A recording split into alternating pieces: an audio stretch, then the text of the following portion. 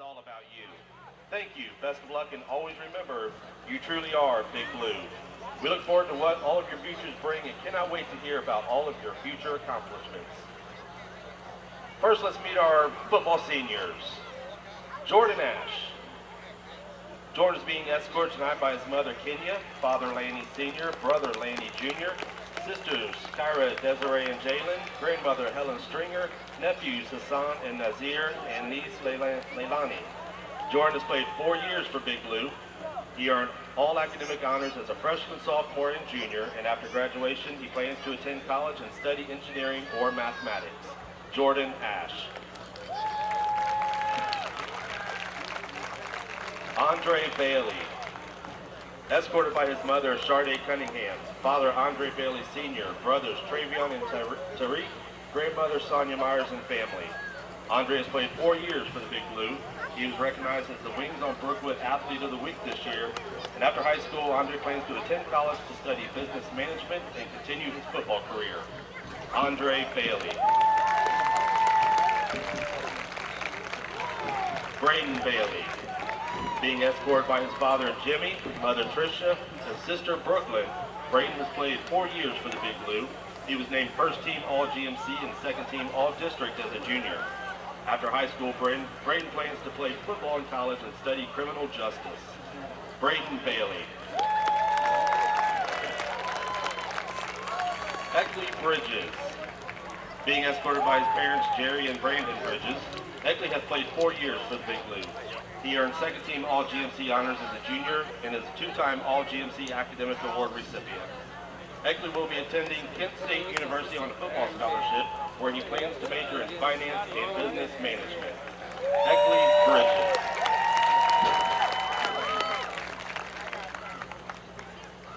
Jordan Bryant. Escorted by his mother, Terry Dockery, father, Ronald Bryant, sisters, Jade, Journey, and Justice, and grandparents, Michelle and Carmen. Jordan has played 4 years for the Big Blue. He was named a Beacon Orthopedic Athlete of the Week this season.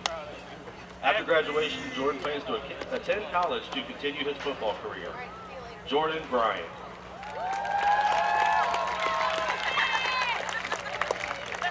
Paul Curtis. Escorted by his father, Isaiah Aubrey, stepmother, Nuda Capesso, sisters, Kayla and Kinza, and uncles, Bryce and Etienne. Paul has played 1 year for the Big Blue, and after high school, he plans to attend college. Paul Curtis.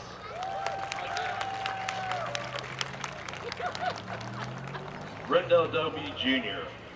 Escorted by his father, Rendell Dobie Sr., mother, Sinead Tipton, and brothers, Dylan and Dobie. Brother, Dylan Dobie. Rendell has played 4 years for the Big Blue, and after high school, he plans to attend college at a school still to be determined.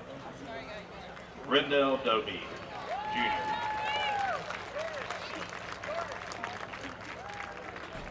Robbie Flack. Escorted by his parents, Chris and Patty Flack. Robbie has played 4 years for the Big Blue.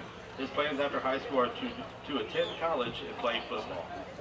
Robbie Flack.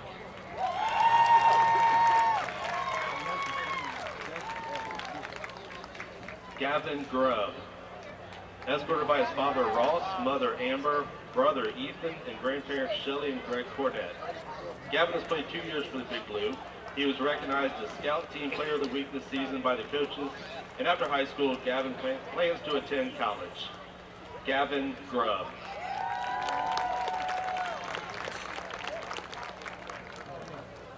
Lyndon Hamid. Escorted by his mother, Lucretia, father, Nasheed, sisters, Paris Wallace, Kamari Hamid, and Naomi Hamid, uncles, Cameron Russ and Alan, Aunt Mia Lowe Wagner, godfather, Ramisa Lattimore, niece, London, and nephews, Thailand and Rio. Lyndon has played 3 years for the Big Blue, and after high school, he plans to attend trade school for welding and begin his career. Lyndon Hamid. Tyler Hale. Escorted by mother Carly Davis, father William Hale, and brothers Michael and Mateo Davis. Tyler has played 3 years for the Big Blue. He will be attending Lake Erie College on a football scholarship, majoring in business administration while earning a degree in finance. Tyler Hale.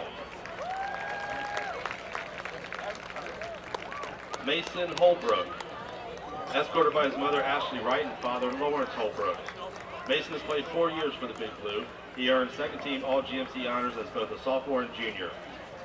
Mason will be attending Miami University on a football scholarship, majoring in business management. Mason Holbrook.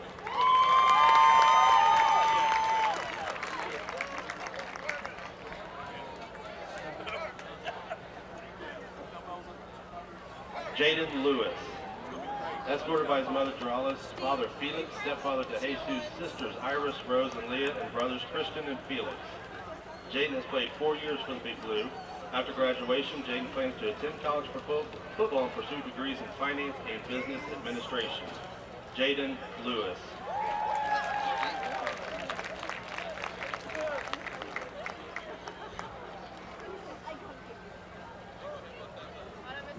Malachi Neal.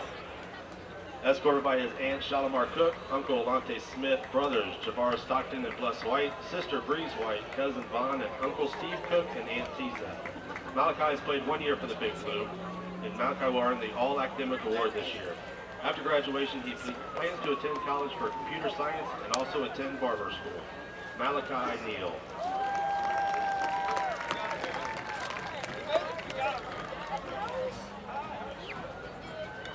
Jet Phillips. Escorted by his father Aaron, mother Amanda, sister Presley, and brother Ike. Jet has played 4 years for the Big Blue. He earned second-team All-GMC honors as a junior and all-academic recognition as a freshman, sophomore, and junior. After high school, Jet plans to attend college for football and study engineering or medicine. Jet Phillips.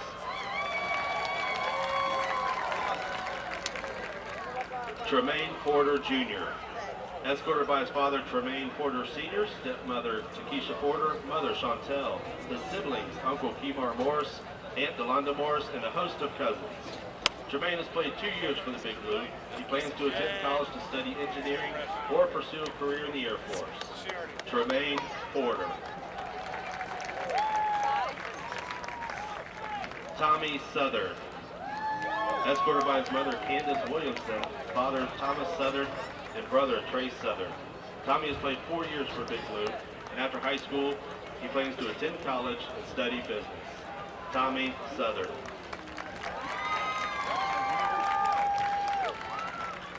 Dominic Southern. Escorted by his parents, Chris and Chelsea Southern, and his brothers.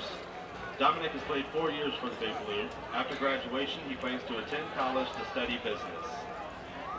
Dominic Southern.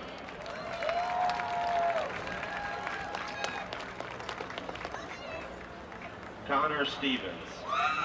Escorted by his parents, Rose and Chris Stevens. Connor has played 4 years for Big Blue. He was second-team All-GMC selection as a sophomore, All-Academic honoree, and the Hamilton High School all-time leading scorer as a kicker, holding the school record for extra points in the season with 36. A 4-year varsity starter, Connor plans to attend college to study psychology and continue his football career. Connor Stevens.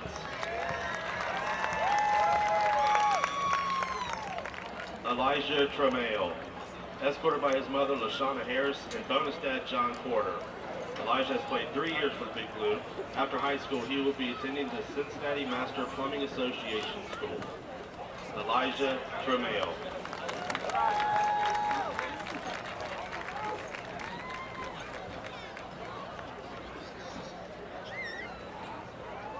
And now, let's meet our Big Blue cheer seniors. Keziah Everson, escorted tonight by her mother, Kanae, stepfather, Collins, and siblings, Janiyah, Jayon, and Layana. Keziah has cheered for 5 years for the Big Blue. She is currently an STNA and a student in Senior Butler Tech phlebotomy program. After graduation, Keziah plans to attend college and become an OB ultrasound tech. Keziah Everson.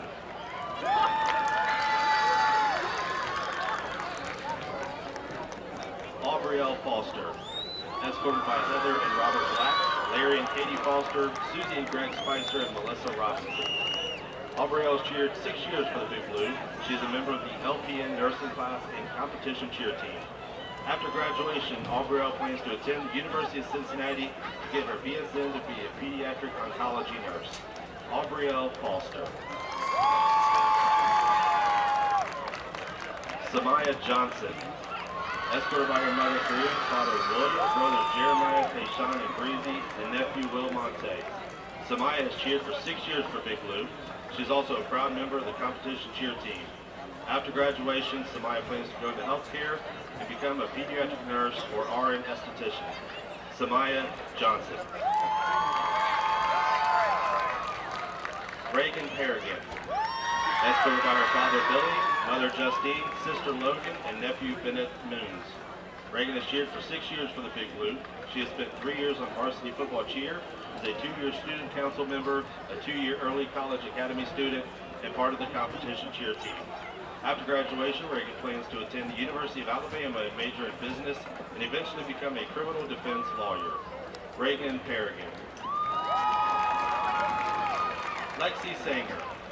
Escorted by her mother Amber, sister Taylor, Aunt Ashley, and grandmother Yolanda. Lexi has cheered for 6 years for Big Blue. She is a member of student council and the competition cheer team. After graduation, Lexi plans to attend the University of Cincinnati and major in psychology for little kids. Lexi Sanger. Danity Amira Sims. Escorted by her mother Shayana, grandmother Macy, father Marcus, stepmother Tiffany, and sisters LaKayla and Malaya. Danity has cheered for 6 years for Big Blue. She serves as a student council event coordinator, is a member of the competition cheer team and National Honor Society, and maintains an impressive 4.52 GPA, and is a 4-year varsity track athlete who recently joined Young Life. After graduation, Danity is undecided on major in college, but hopes to continue to cheer. Danity Amira Sims. Riley Scott. Escorted by her father, Herb Scott, mother Danielle Turner, and sisters Hannah Scott and Kirsten Combs. Riley has cheered for 6 years for the Big Blue.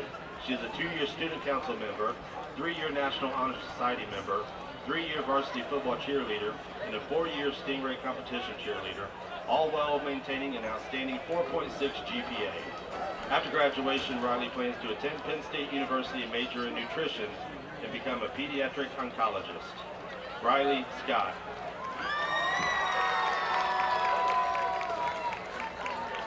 Karma Worrell and Scarlett Quezada Mendez. Being escorted by Karen Kenneth, along with Tina, Callie, Unique, and Aaron.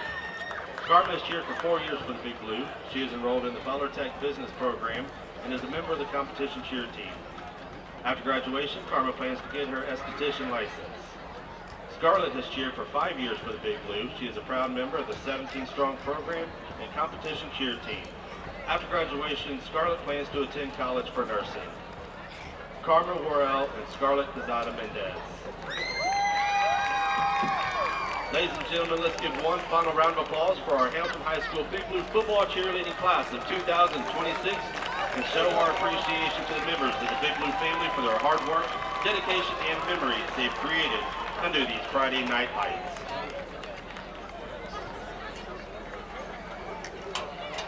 Is it okay if I sit up here now?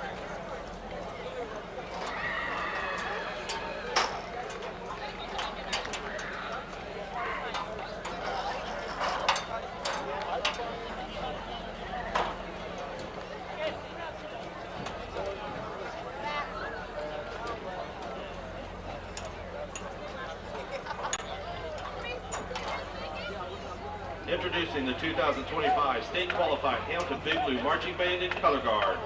Being led on the field by drum majors Keegan McDonald, Axel Revere Garcia, and Justin Altamirano, and color guard captains Riley Thrasher, Bella Musgrave, and Daisy Velasco.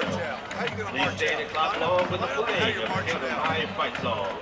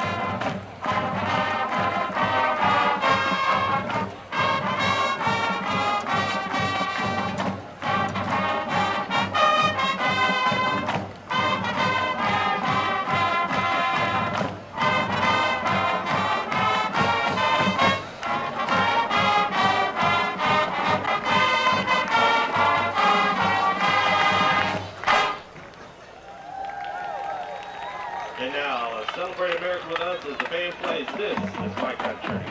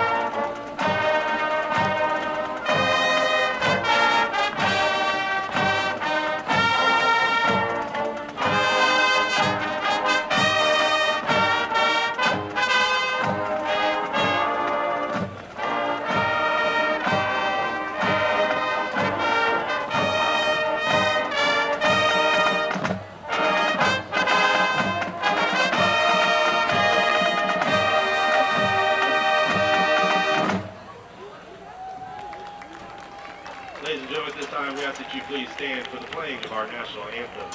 The colors are being presented tonight by the Hamilton High School ROTC. Carrying the national colors will be Vanessa Shuck, the Navy JROTC colors, Ileana Maldonado, and the rifle escorts, Samuel Maine and Ronnie Bunch.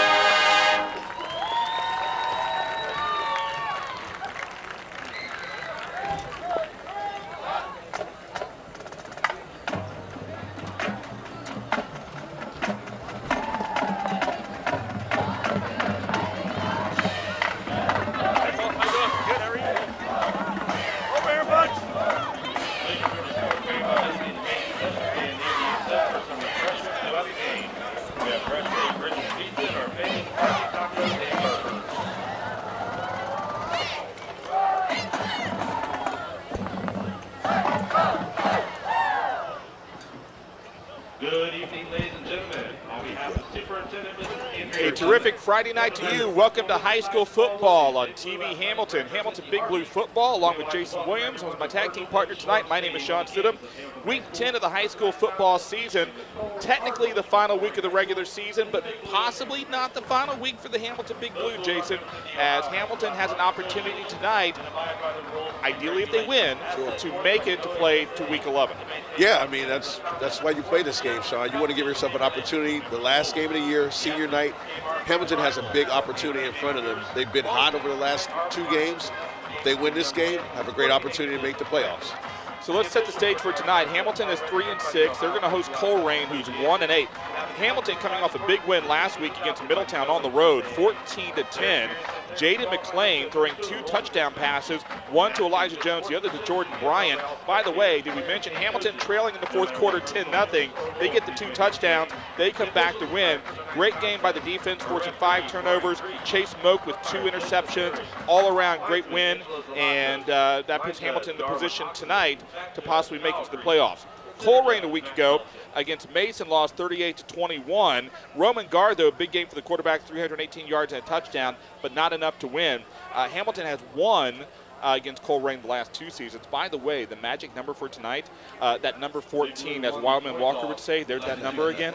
The last 2 weeks, Hamilton's won their games by getting a score of 14 points. So if they get to 14, according to the stats, then possibly maybe that's the magic number they need to get the win tonight. They got a great shot. 14 is the magic number. Now, as far as the playoffs go, now let's try and explain what that's going to look like. Our friends at joeidle.com, by the way, after the ball game tonight, if you want to find out where they're going to go, just go to joeidle.com. They do an amazing job. So this year, it changed. The top 12 teams get into the playoffs. You can see there on the screen, Hamilton's at number 10.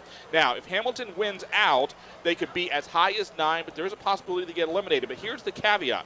If you take a look at number 9, Fairfield, number 11, Oak Hills, they both control their own destiny, but they play each other. So one of those 2 teams is going to cancel each other out. Now, Western Hills, they're going to be hosting Withrow tonight. Walnut Hills is at Kings. That would be a major upset if Walnut Hills got the win over Kings, who's in Division II. So likely Hamilton should be safe, but just to be clear, they need to win their game tonight to really solidify themselves. Top 4 teams will get a bye in week 1. After that, we'll see where they go. So, and you have Lakota East playing Lakota West tonight, and there's going to be teams that cannibalize each other in that above Hamilton.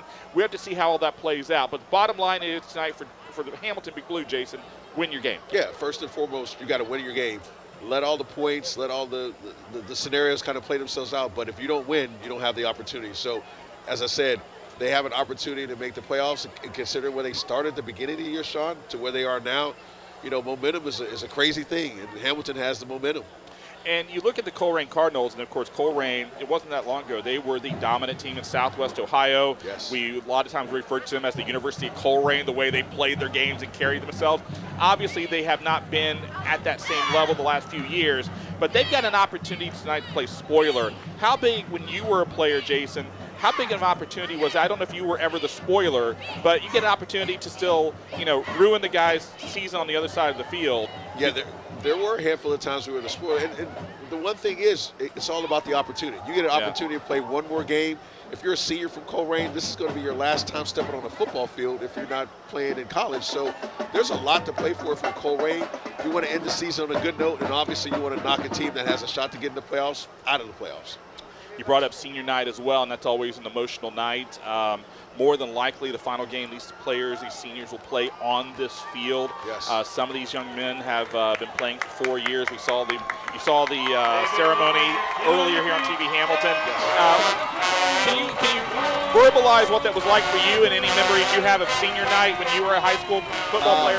Well, I remember we lost our last game as a senior, but we were going to get in the playoffs, so it wasn't the final game. But as a senior, you put in all the hard work, you put all the sweat and tears. It goes fast, and then you realize in a moment it's gone. And then the finality of everything. When these guys step on this field, this is the last time they're going to be playing high school ball. And for me, Sean, as much as I love my experience at West Virginia, I still get goosebumps thinking about my days in high school and how fun it was to play this game on Friday nights. You saw the team run out there with the American flag, and R.V. Crouch is great with some motivational pep talks. I'm sure that he gave the team one tonight in the locker room before they came out. But as they get ready to come out here and play, they also now have the benefit of that 2-game winning streak, and they've had some positive things happen. So unlike 2 weeks ago when we saw the game against Fairfield where they were kind of used to maybe things happening, turnovers, whatnot. They got that big win 2 weeks ago here at home, even bigger win last week against Middletown in that rivalry game on the road. And now here we go as they get ready for an opportunity with a win tonight to hopefully be able to play next week. Game time, temperature, kickoff 50 degrees. as Jason Williams said earlier, perfect weather. Perfect weather. Perfect weather is what Jason Williams thinks this is. I don't know if I agree, but I want to thank the Hamilton City Schools for a heated press box because we definitely appreciate that. Your officials for tonight's game, the referee is Brian Creech. The center judge is Matt Velton. Joe Horrig is the umpire. Linesman is Antonio Zoltas. Darwin Oxley is the line judge. And Kyle Creech is the back judge. And Hamilton won the toss but deferred, so they will be kicking off to begin things. And Colerain will be moving left to right on your TV Hamilton screen. Appreciate the City of Hamilton, Hamilton City Schools, and Hamilton Community Foundation for their support of TV Hamilton, allowing us to bring this broadcast to you and all of the TV Hamilton broadcasts and programming. And now here comes Colerain on the return and getting up to about the 18-yard line on the return. And that's where the Colerain Cardinals will begin as we begin week 10 of the high school football season. So, Sean, we talk about it every game. The first series on both sides is important. Colerain wants to establish their identity on offense. Hamilton wants to come out. They have the home field advantage. They want to establish, get a stop, 3 and out, get the ball back to their offense. So, key first drive in terms of momentum. Like, where does the momentum swing? Does Hamilton get a 3 and out? Does Colerain drive the ball? So, it's going to be real interesting to see how this first drive turns out for the Colerain offense and the Hamilton defense. Colerain comes out. Roman Gar, the quarterback, last week, 318 yards and a touchdown. And they fell behind late, early to Mason. They kept punching, they kept trying, but could not make it up, losing 38-21. And now Cardinal goes in motion to the near side. There's a handoff, and trying to go around the left tackle and brought down for a very short gain. It'll be second and long. Yeah, Sean, we talked about the Hamilton defensive line and the two gentlemen that really anchor that line. It's going to be really tough for Colerain to run the ball. Again, you want to establish the run, but I think you're going to have to pass to establish the run. So they're going to have to open up the passing game a little bit. Last week it was Braden Bailey, Mason Holbrook with 10 tackles each. Holbrook also had a sack in the win at Middletown.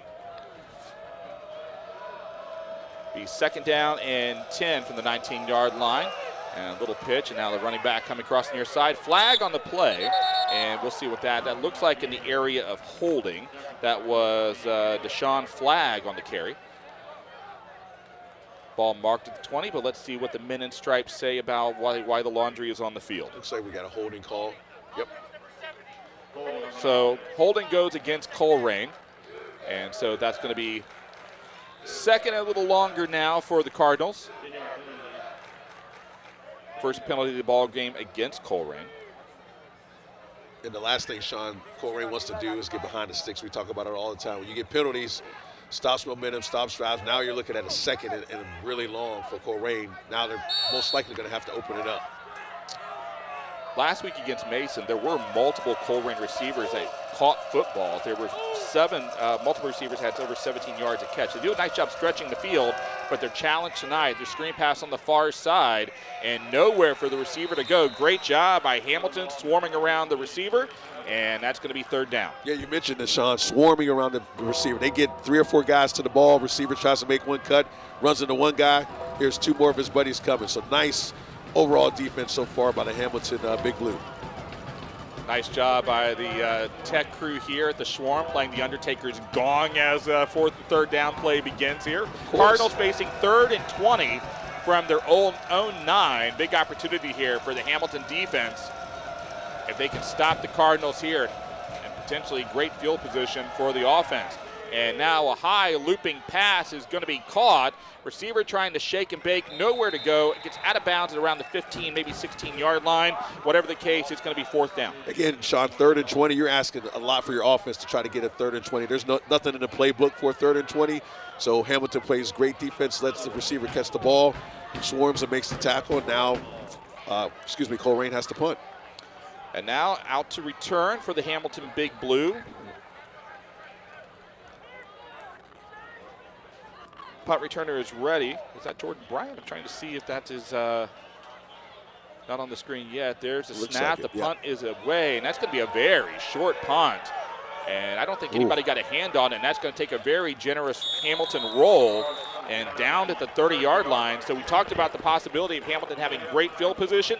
They have that as they have their first drive of the game, Jason. Yeah, you couldn't ask for a better field position. You're going to be on Colerain's 30-yard line, but there was a penalty, I believe, potentially.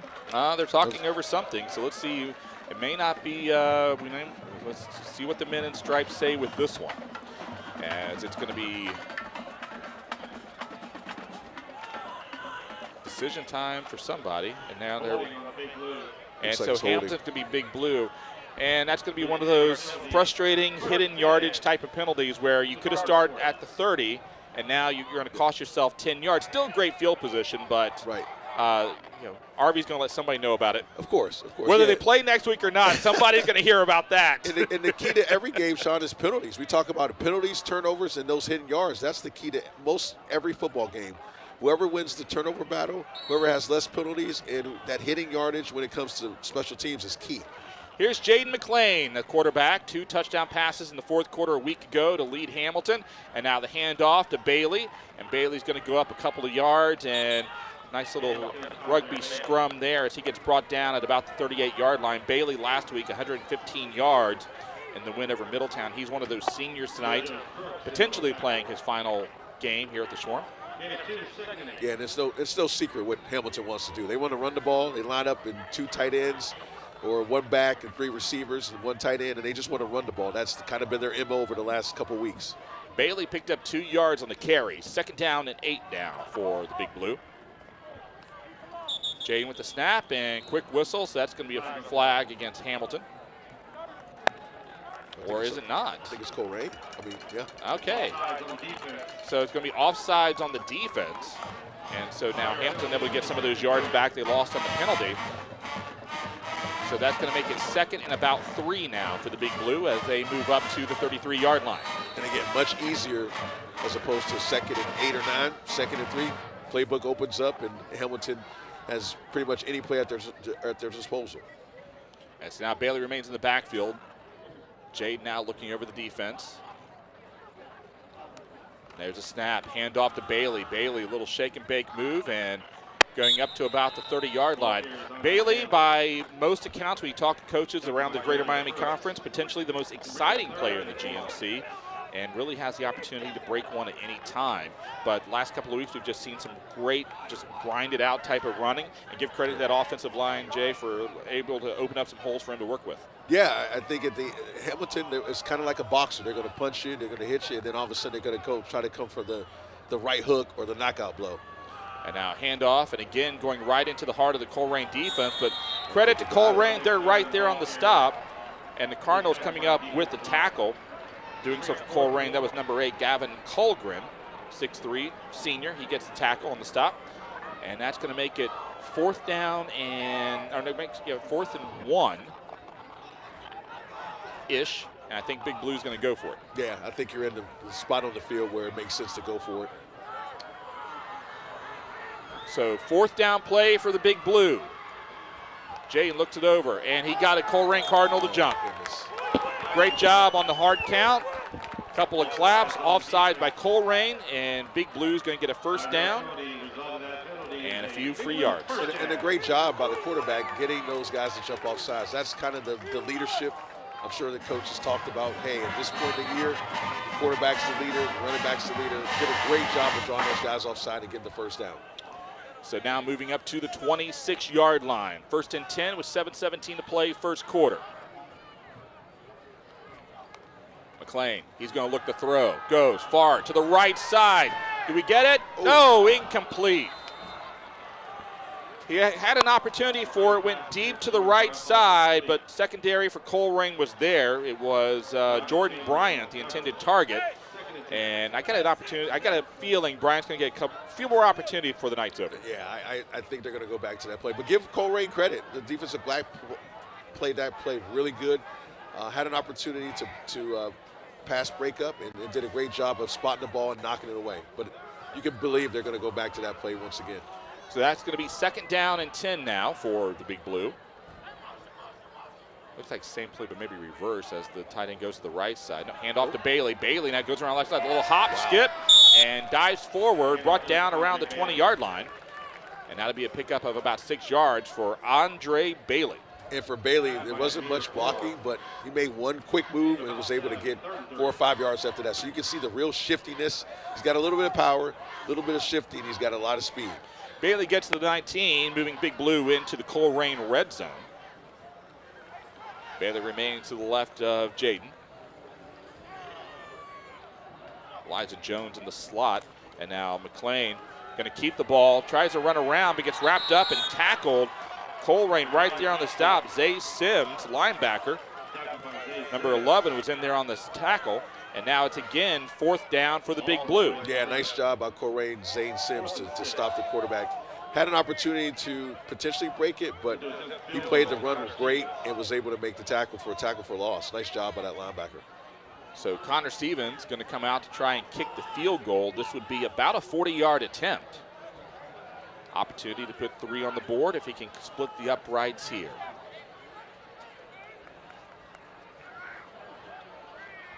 See the nice wide shot by Steve Caldwell as we get ready for the snap, the hold, the kick. It is up, and it is short. No good, short. So the Hamilton Big Blue unable to do anything with their first opportunity on offense, and now Colerain's going to take over on downs, and you see the enthusiasm from the Colerain Cardinals. They got a break. Yeah, they're excited. They had an opportunity to stop them, and they did. Again, we talked about Hamilton methodically going down the field, but Colerain kind of bowed their necks and stepped up, stopped them on a 3rd down and made them kick, and it turned out good for Colerain. Now Hamilton has to come back on defense and, again, stop Colerain from doing what they like to do. So looking around the area tonight, the only update we have score-wise in the GMC, Mason with a 7-0 lead over Sycamore. That's in the first quarter. Other scores around the area, Brookville with a 7-0 lead over the Franklin Wildcats. Valley View 14-0 over Waynesville.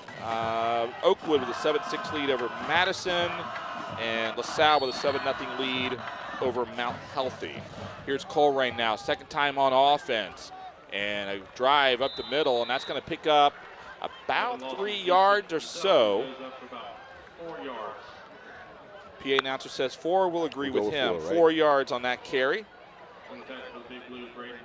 Braden Bailey got in there on the tackle. He had, again, 10 last week in the win at Middletown.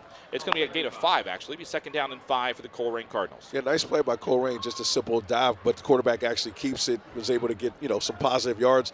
Again, setting them up with 2nd and relatively, short. 2nd and 5, that's where you want to be in terms of the sticks. 2nd and 5, 2nd and short. So gives Colerain a lot of options. We're under 5 minutes to play now in the first quarter.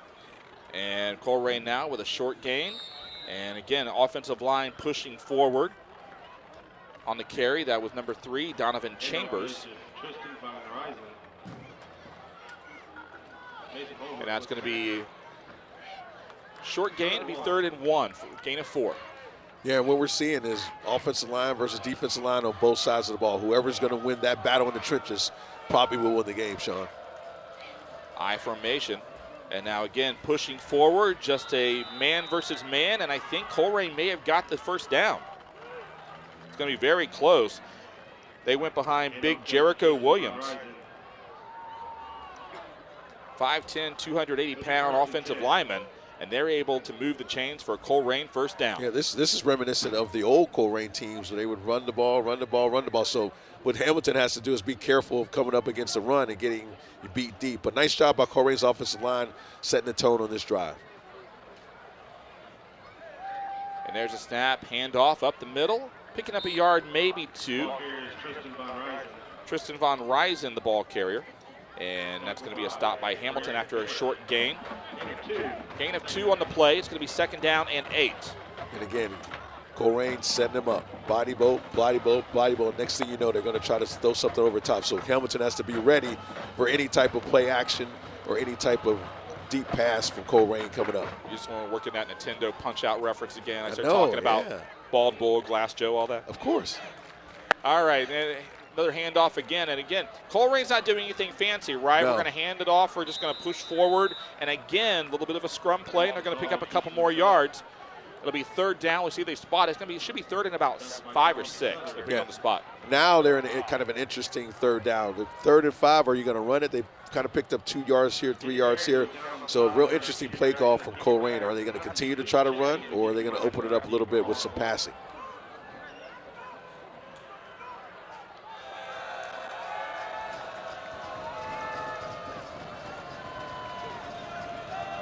So quarterback Austin Tawby, the quarterback under center.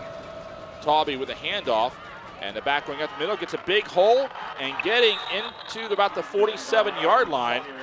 And again, Colerain being very powerful on that. That was Tristan Von Heisen on the carry. Tristan, 5'10", 212 pounds junior. And that's going to be another Colerain Cardinal first down. Yeah, Sean, nothing fancy. Just running the ball straight ahead, fullback, tailback, quarterback. So, again, Hamilton may have to bring some guys up to the line to try to stop that running game for Colerain. Clock continuing to run here at the Schwarm. 2:15 to play in the first quarter. And again, draw play up the middle. This time Colerain gets into Hamilton territory as brought down at about the 47-yard line. And that's Lewison on the play. So second down and about 5. And literally a carbon copy of the last 3 plays. Just a fullback keep. And they've been able to get 4 or 5 yards. So Colerain, offensive line playing well. Now it's time for Hamilton's defensive line to step up and get these guys down for little to no gain. And again, NDI, now quick pass over the middle. That is caught, brought down at the 38-yard line. That is Jaden Bryant on the reception. And that's going to be another Colerain first down, and a very methodical style for the Colerain Cardinals as they're driving down the field against the Hamilton Big Blue, Jason. Yep, and we knew that the pass was coming. A dive, fake dive, pop pass to the middle. Excellent execution by Colerain's offense. Again, when you run, you set yourself up for the pass, and they're doing a great job of, as you said, methodically going down the field on this drive. Well, we were talking about that punch-out style offense, body blow, body blow, body blow, and all of a sudden you throw one over the middle like exactly. That. And now it looks like right up the middle once again. This time they're going to get up to about the 35-yard line. That should be a gain of 3, make it 2, and that's going to be second down and 8. Now, if you're Hamilton at this point, you know what they're going to be doing. So are you bringing guys down? Are you bringing safeties down? Are you doing run blitzes? Hamilton has to kind of change the way they're playing defense because right now it's not effective, and Colerain has, the momentum in terms of where their offensive line is playing and where their running backs are running the ball. And you look at Hamilton, one of their weapons is their secondary defensively. I mean, you got Chase Smoke, sure. 2 interceptions last week, had an interception the week before against Fairfield. They're obviously not throwing against him. So they're going to challenge this Hamilton defensive line. And so quarterback now with the keeper, but Hamilton defensive line, good job that time on the stop. You got 3 or 4 Big Blue linebackers in there on the tackle. No gain on the play. And that's going to be third down. That tackle, we'll give credit to Braden Bailey on that one. The senior, 6'2", 240. Playing his final game under the Schwarm lights. So third down and 8, and the first quarter is going to come to a close. So after 1 quarter of play, no score here at the Schwarm. Along with Jason Williams, my name is Sean Smith. Thanks for hanging out with us on this Friday night or whenever you are watching this broadcast. Again, we want to take time to mention the Hamilton City Schools, the Hamilton Community Foundation, as well as the City of Hamilton, and appreciate their support of the programming at TV Hamilton. Hopefully you're enjoying that. If you take a look at the YouTube page on TV Hamilton, you see a lot of stuff they've done this last week, including the new Texas Roadhouse that's open in Hamilton. So they got a brand new Texas Roadhouse now. That's a huge deal. Go get some of those rolls. Oh, it's a good time. Good time. Make sure you get the butter on those rolls, too. Of course. Is there any other way? Of course not, right? There's not. So, yeah, but a lot of great things that TV Hamilton's been doing. Am I biased in my opinion? Yes, I am, because, I'm on TV Hamilton right now. But we appreciate the opportunity to be able to talk to you and talk to everybody else about all the good things going on in Hamilton and around the area. So appreciate that. So, Jason, here we go. Second quarter begins. No score. And, as we were talking 2 weeks ago with Hamilton and Fairfield, here's Colerain now. By the way, 1 and 8. Right. But there's no score here in the second quarter, and they're driving. Now, the 3rd and 8's what they have to do right now. So this could be a big momentum play right here. If Colerain gets his first down, again, you start talking about momentum. Yeah. Hamilton needs to stop right now. And this might be one of those situations where Colerain runs the ball and goes for it on 4th down. So it's going to be a very interesting call. But, yeah, Hamilton really needs to stop right here. So here we go, big opportunity for Colerain. Now a little trickery here as they go around end around, but Hamilton looks like they have the play, and they stop the defender at the 28-yard line. I think he stepped out of bounds. Maybe, yeah, about actually 30-yard line, excuse me. And I think he stepped out of bounds, and that should be short of a first down. And now decision time for the Colerain Cardinals. Yeah, opportunity for Colerain maybe to go for it on 4th down.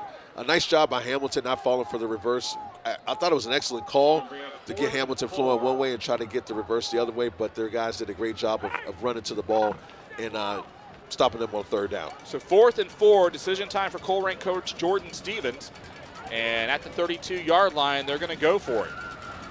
So again, lining up I formation, and almost got Hamilton to go off sides. Fortunately, that wasn't the case. Nice job by Hamilton. Quarterback looking over, and Colerain's going to take a timeout. So now they're going to talk things over. So decision time for Colerain. Honestly, Jason, I mean, when you're looking at a 1-8 team and you're in this situation, I think as a fan, you're saying go for it, right? Of course. Yeah, they have no reason not to go for it. I mean, they're 1-8.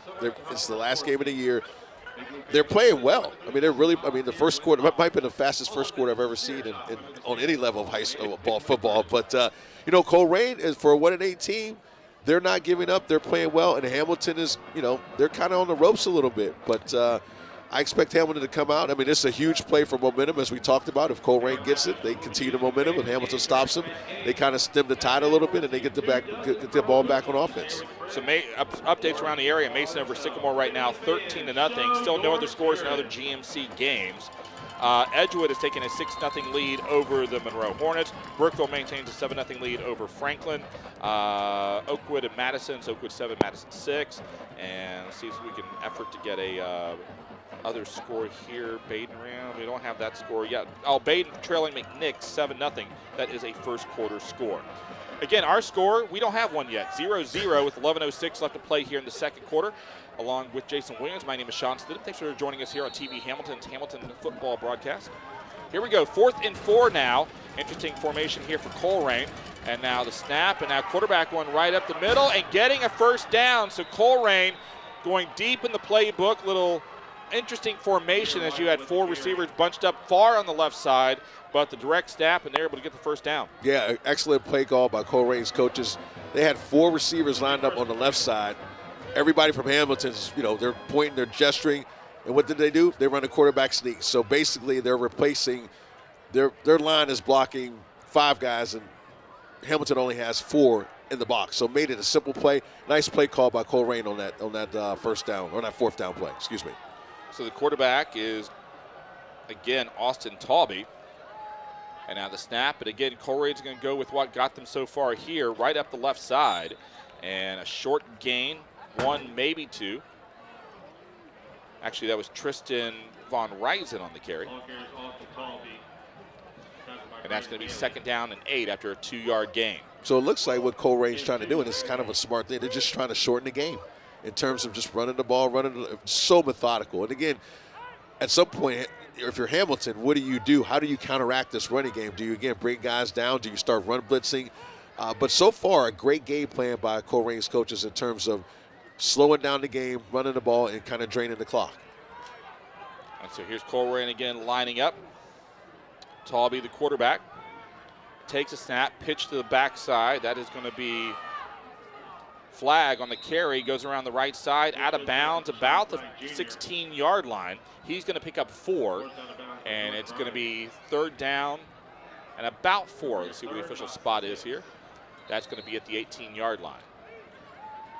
So again, Colerain comes out. Instead of running in the middle, they run a toss sweep, kind of gets Hamilton off balance. And again, they're able to pick up 3 yards here, 4 yards here. And again, we talked about their record. They're going to be going for it a lot. So clearly, they got 4 downs to make 10 yards. Then that's what they're going to be doing for the entirety of the game. 9:41 to go in the second quarter of play here at the Schwarm. Tawby again going under center. And there's snap. Throw out to the near side. That is caught. And now trying a couple shake and bake moves, but that was Tariq Evans, the receiver, on the catch, but nowhere to go. Great job by the Hamilton secondary on the stop. And Colerain, for the 3rd time on this drive, facing a 4th down. Yeah, and great job by the Hamilton secondary. Like you said, they can lull you to sleep with all the runs. The safeties and defensive backs are kind of out there like, okay, what's going on? But nice job recognizing the play, diagnosing it, and more importantly, making the tackle, setting up a 4th and I believe 5 yards to go. And now I think we're going to get a timeout by Colerain, and that's going to be the case here. With 9:03 left to play in the first half, it's 4th down and 5, and Cardinals now have to decide if they want to try a 34-yard field goal.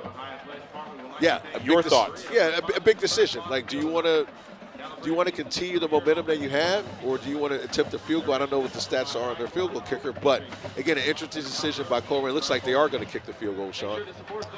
So they are going to go for it here. A 34-yard field goal attempt by Colerain.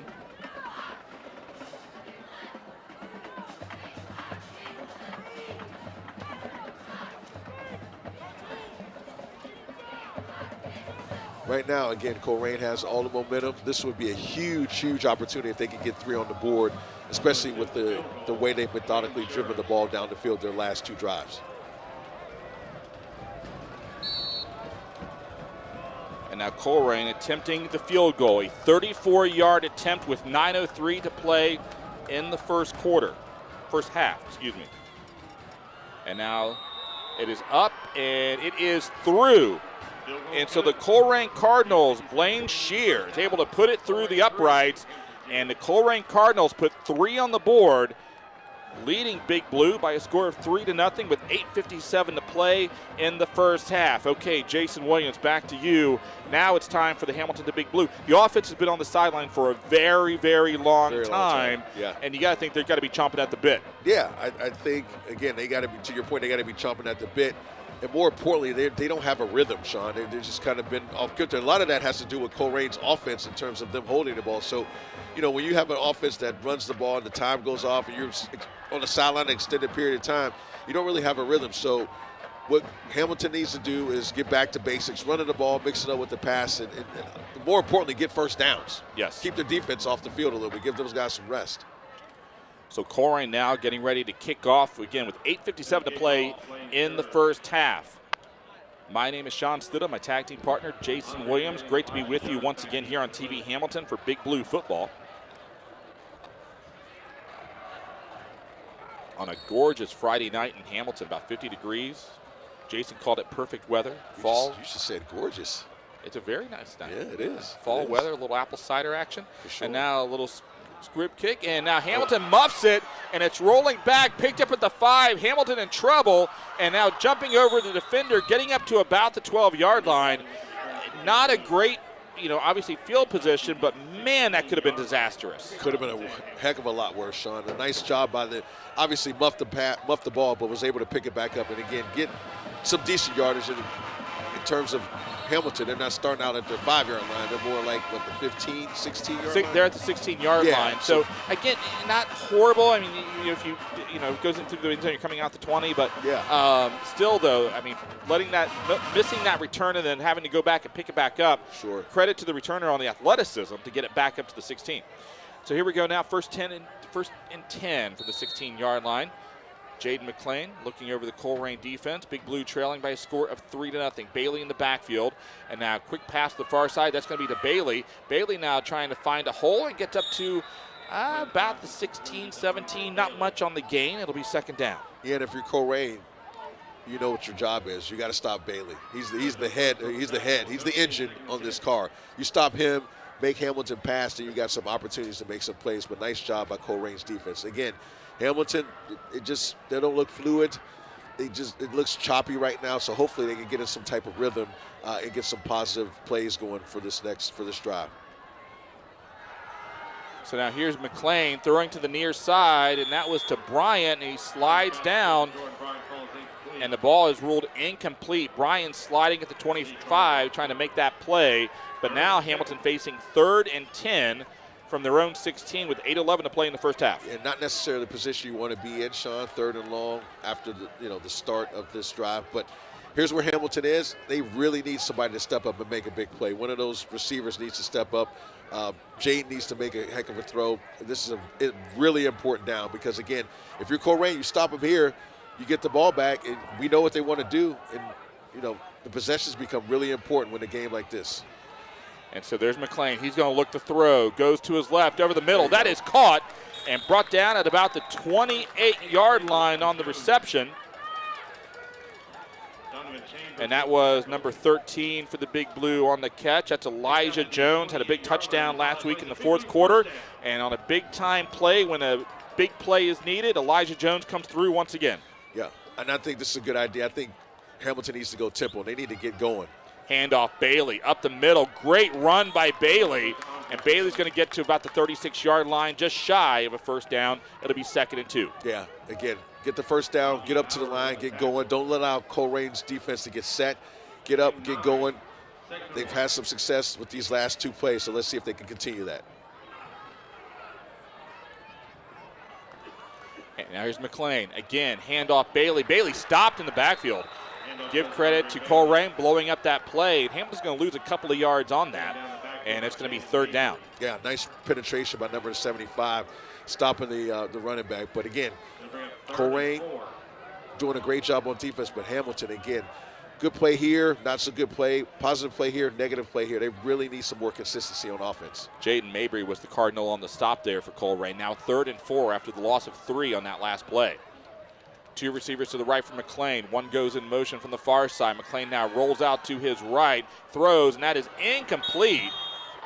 And again, looking for Elijah on the reception, but could not make the connection. And 4th down, and the Big Blue will be forced to punt. Yeah, decent drive. They were able to get some yards, but I want to give credit to Colerain's coaching staff. This team's 1-8. They could easily be like, okay, well, here we are. We don't really have a lot to play for, but you can tell these kids are really playing hard. And I think Hamilton has yet to match that intensity so far in this game. And so now Connor Stevens gets ready to punt for the Big Blue, standing at the Big Blue 21-yard line. And now it looks like a fake. Stevens jumped to make it. Here's Hamilton on the trick play, getting to the 45 and down to the 50-yard line. And a trick play coming out of the playbook of R.V. Crouch. And the Hamilton Big Blue able to fool everybody. I'm not sure if Connor Stevens is an honor thespian or not, but he may get some credit with what he did there. Nice. He faked as if the snap was high, and then the Big Blue was able to use a little trickery to run the ball up and actually get into, I think, Colerain territory. They're at the 47-yard line. Big play for Hamilton. Yeah, huge play for Hamilton. Again, we talked about just not really, there's nothing there, but and the coaches obviously saw it. So the way to change momentum, fake punt. Worked great. Great play call, and now Hamilton. Oh, wait, we've got a penalty on Hamilton, and that's going to be after the play. So that's some sort of personal foul or unsportsmanlike conduct against Hamilton. So, again, the hidden yardage penalties. Yeah, in a kind of a drive killer. I mean, they're going to get the ball first down, but they would have been in plus territory. Now, again, they're still in Hamilton territory, but, again, nice play call on the fake punt. So it's going to be 1st and 10 now for Hamilton as they're back at the 38-yard line. Hand off to Bailey, and Bailey gets a good hole, almost broke it free, but gets brought down at about the 44-yard line. So a pickup of 6 on the play for Andre Bailey. Yeah, and every time we see Bailey, we're kind of amazed that he has not broken a long one yet. But every time he's like one tackle close, and that was a case in point where if the Colerain defender doesn't get him down, he's still running. So continue to run the ball for Hamilton. I think, again, they need to go a little bit more up-tempo to kind of get Colerain off kilter, but nice job on the first down play. Bailey had a long of 27 last week against Middletown. And now there's a handoff again by Bailey, and Bailey to the 50. Bailey brought down to 48. He's going to pick up about 8 on the play, and more importantly, he's going to get a Hamilton first down. Sean, I'm really not sure how he got through that. There was a lot of penetration by Colerain's, and there's a term called getting skinny, and he got skinny on that play and was able to get through the line, but nice job by Bailey turning something into nothing into something. Nice job. So Hamilton now back on the Colerain side of things at the Cardinals' 49-yard line. 5:35 to play in the first half. Fast-moving game on this Friday night. There's a snap, fake to Bailey, now over the middle, caught by Bryant at the 38-yard line, and Bryant gets tackled at the 34, and that's going to be a pickup of about 15 yards for the Big Blue, and once again, a Hamilton first down. Yeah, you got Jaden Jordan, the J threat. I mean, as I've said, I think Hamilton needs to open up with the pass instead of the run to kind of open up the run. So nice job of those two.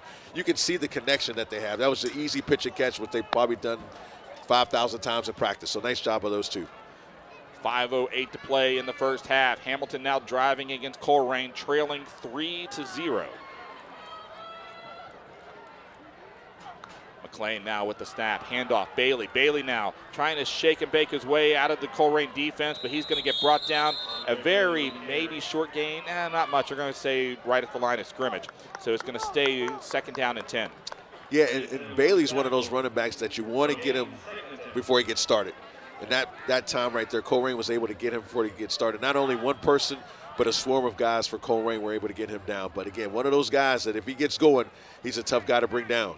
A couple of score updates around the GMC. Fairfield with a 7-0 lead over Oak Hills. Lakota East leading Lakota West by a score of 7-0. Those are first quarter scores. Our score is still 3-0. Colerain on top over Hamilton. Big Blue driving at the Colerain 34-yard line, 2nd and 10. Jane McLean now, the snap. He's going to fake it, goes over the middle, incomplete, and a flag comes in, and that looks to be PI against Colerain. So the flag on the play, and that should be pass interference against Colerain.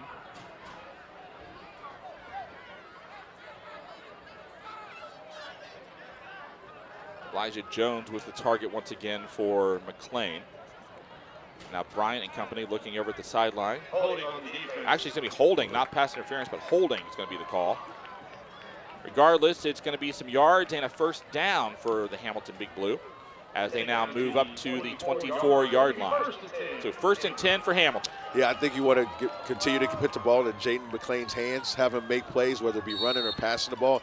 He seems to be getting a rhythm, and that's what we talked about. So does Hamilton continue to do that? But also you have, a pretty good running back in the backfield as well. 4:06 to play in the first half. McLean now with the snap. Little high, 3-step drop, goes deep. Left side, looking for 6, and incomplete. Going deep on the far side. I believe that was Jones, the intended target. And that's the second time we've seen McLean trying to go deep with that play. First quarter, it was getting to Bryant. That time to Jones. But incomplete, so now it's going to be 2nd down. I am really amazed on how well he throws the deep ball. I mean, that's, they practice, dropping it in the bucket. That was a perfect drop in the bucket pass. And unfortunately, the receiver was not able to come up with it. But he throws a pretty ball to the sidelines. Really, really, really on point. Gives the receiver the opportunity to make the catch. And he's a junior, so Harvey Crouch is happy about that, right? You get him Very again happy. for next year. Very happy. And now here's McLean. Takes a snap, hand off to Bailey. Bailey trying to make something happen. Shaking, baking, nowhere to go. Loses some yards. Lost about 5. Actually, going to say he lost maybe 2. So that's going to be a loss of 2. That's going to make it 3rd down and about 12. Yeah, and so far, Colerain's defensive line is winning the battle up front. They're getting him before he gets started. And again, that's the key. If you get him before he gets started, has a hard time. But give credit to Colerain.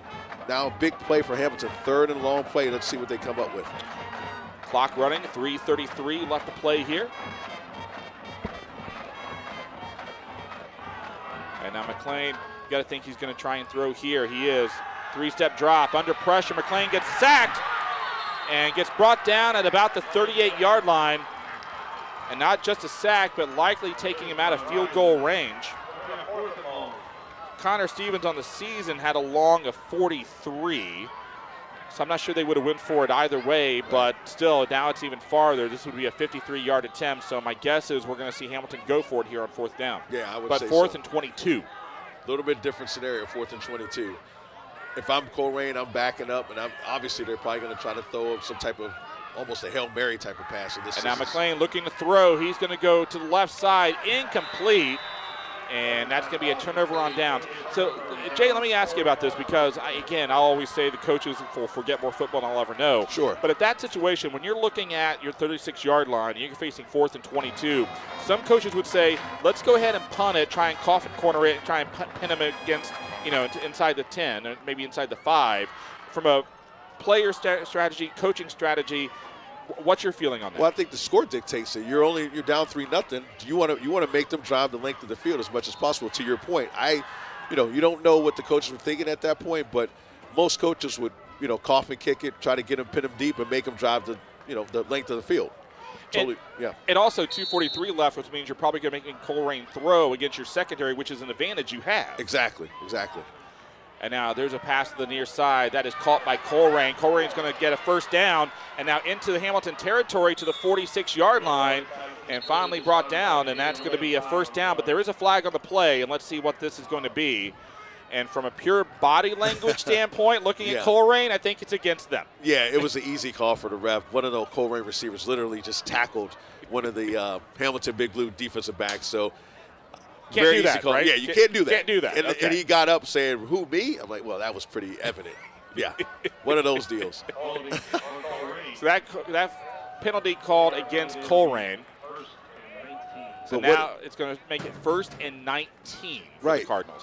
What a momentum shift, though, Sean, because they were going to get the ball, plus territory. But now, with the time left, now they're going to be behind the sticks. So, again, those penalties, especially when you're a road team, are huge.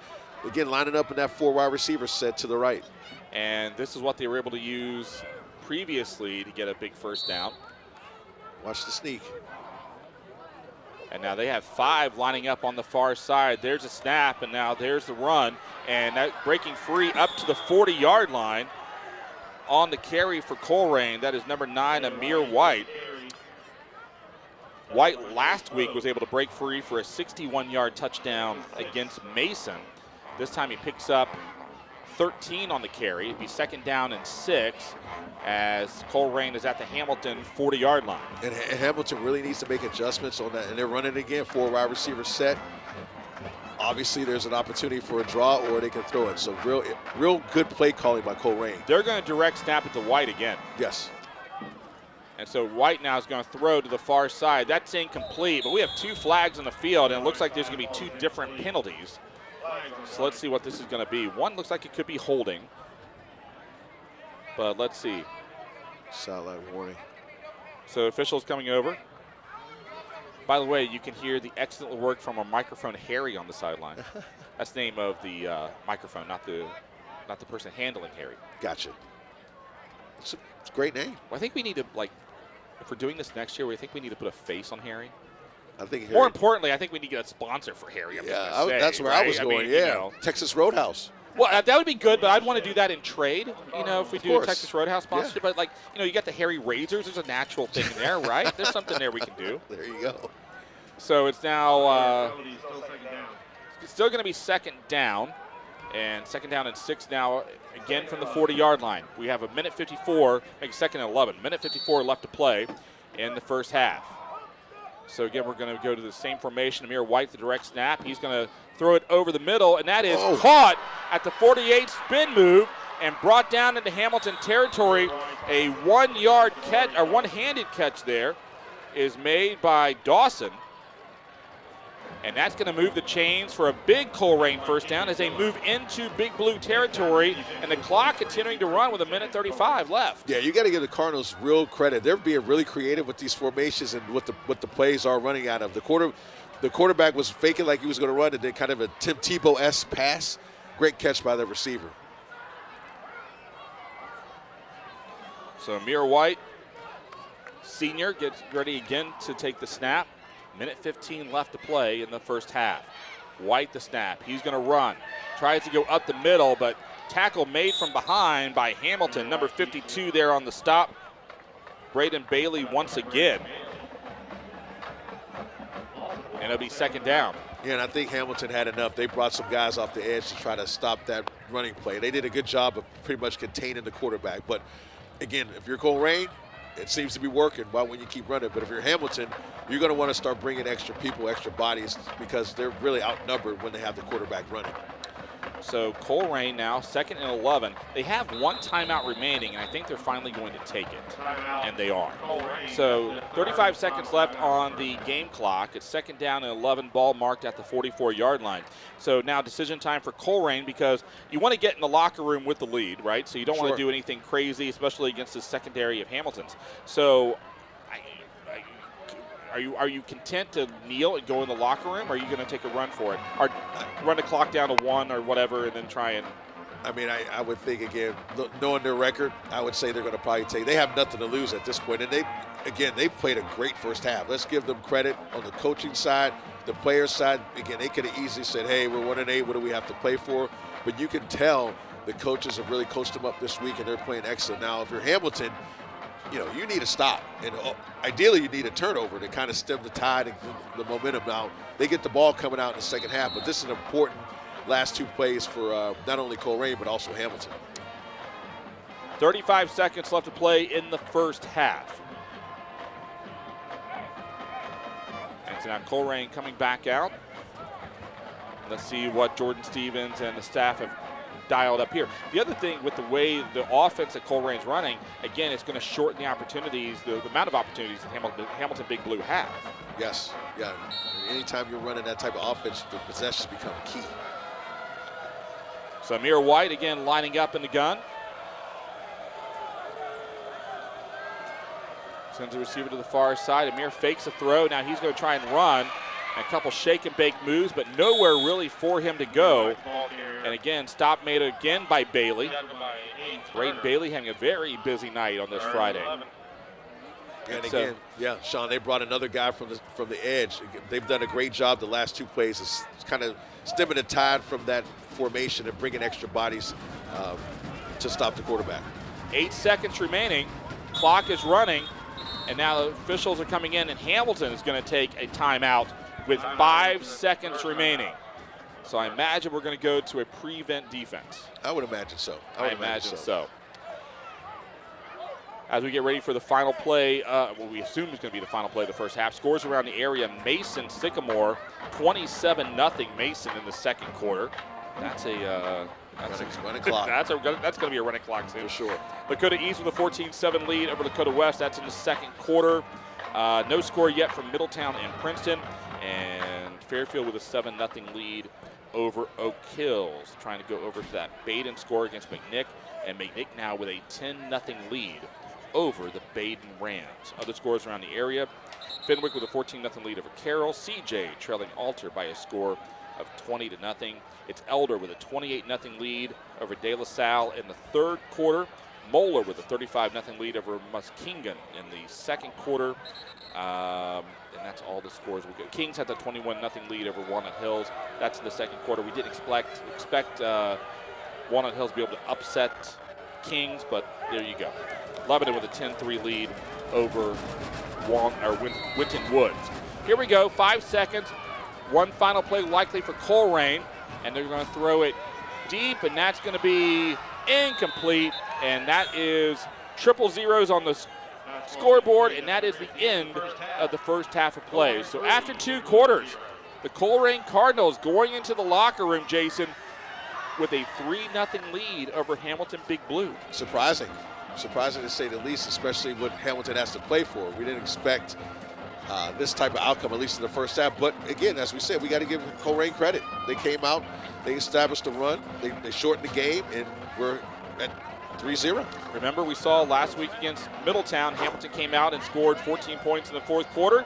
They need to try and come up with a second half comeback. RV Crouch and the boys going into the locker room to discuss how they're going to do that. When they come back, we will come back as well. You are watching TV Hamilton with Hamilton the Big Blue football here on TV Hamilton.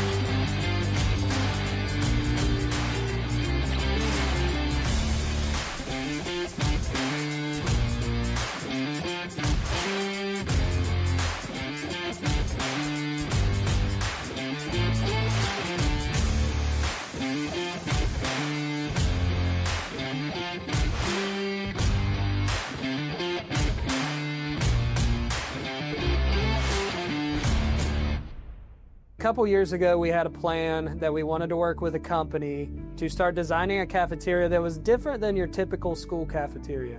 We wanted it to feel more like a food court and less like your typical long tables, benches, rows. So we wanted some different types of seating in there. The response has been wonderful, not just from the students, but also from the community. We've had lots of adults in here on open house. We've had other jealous teachers from other buildings that have been telling. Introducing Lee Annis. Lee is escorted by her grandfather Stan Kennard, and she will be carrying a photo of Mary Kennard in honor of her late grandmother. Lee is a 4-year member of the HHS Marching Band, a 3-year member of the Student Council and Triumph, then Upwards Bound for 2 years and 1 year indoor wins. The Hamilton High School Band community would like to wish Lee good luck in her future plans.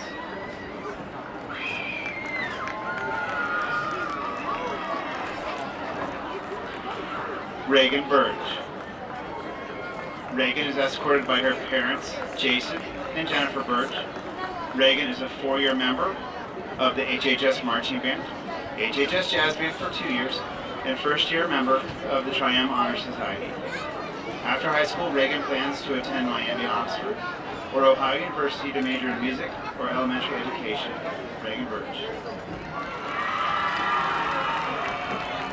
Anthony Burton. Anthony is escorted by his legal guardians, Michael and Sophia Pate. Anthony is a 3-year member of the HHS Marching Band, Jazz Band, Pep Band, and Concert Band. After high school, Anthony plans to attend Miami University for music education or performance, or CCM for jazz studies. Anthony Burton. Dorian Edwards. Dorian is escorted by her mom, Melanie Pilgrim, and sister, Christian Lynn Pilgrim. Dorian is a 4-year member of the HHS Marching Band, 3-year member of the Student Council, and 1-year member of Sources of Strength and Winter Winds. After high school, Dorian plans to attend college for a psychology degree to become a future kids therapist. Dorian Edwards.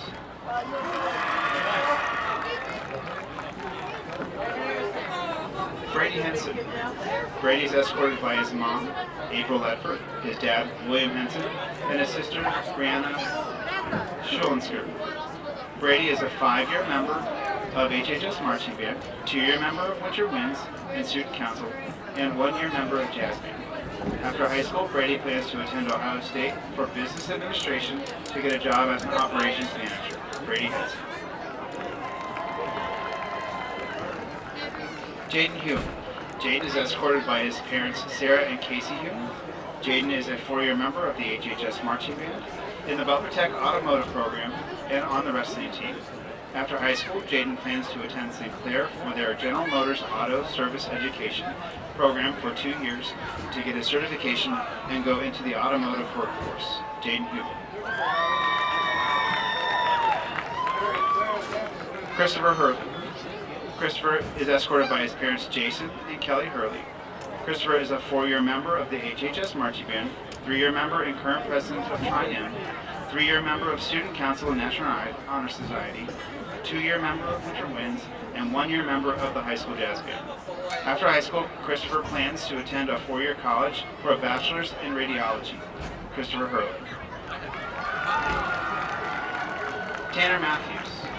Tanner is escorted by his stepmom, Amy Harkness, and mom, Taryn Smith. Tanner is a 5-year member of the HHS Marching Band and indoor percussion, and 1-year member of the Jazz Band with plans to do a 2nd year. After high school, Tanner plans to attend the University of Cincinnati for commercial music production. Tanner Matthews.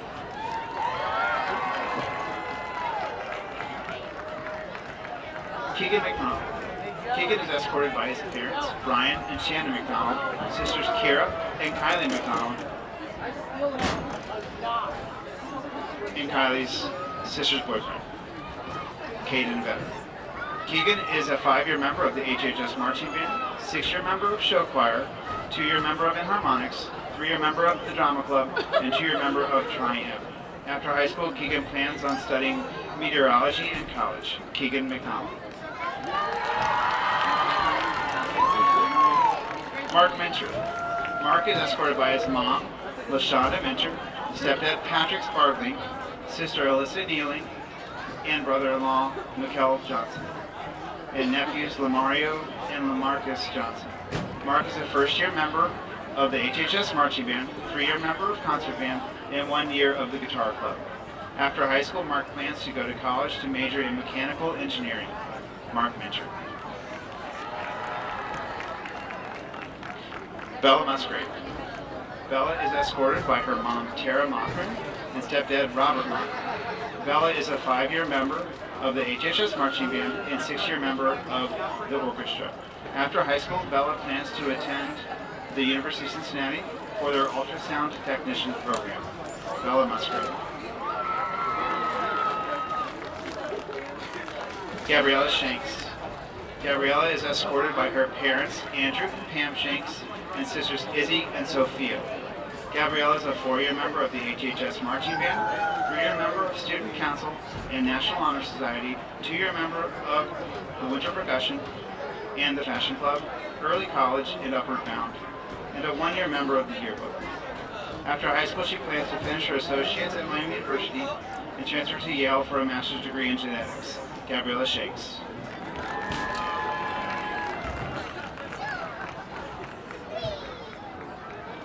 Micaiah Short. Micaiah is escorted by her mother, Lisa Short, and sisters Natalia, Liliana, and Zariah Short. Micaiah is a 3-year member of the HHS Marching Band, member of her middle school dance team, and 1-year member of Cheerleading and Winter Guard. After high school, Micaiah plans to attend the University of Cincinnati for writing or culinary arts. Micaiah Short.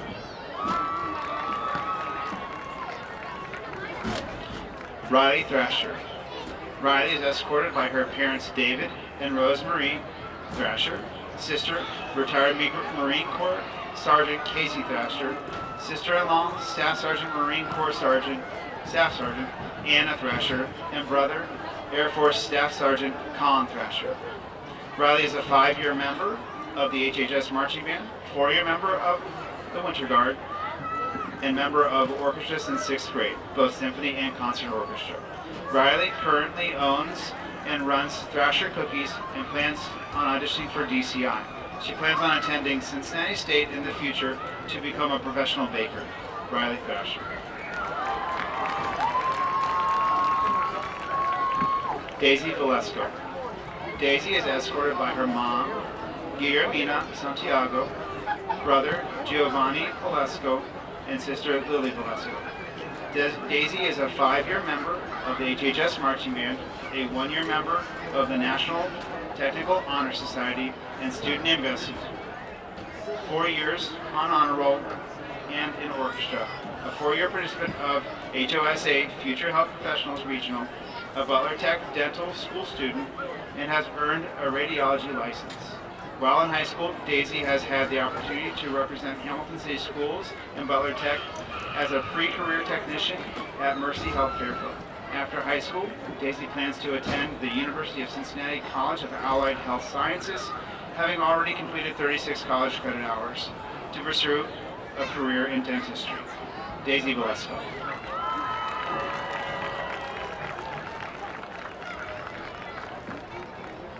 Please give one more round of applause for our HHS Marching Band, class of 2025.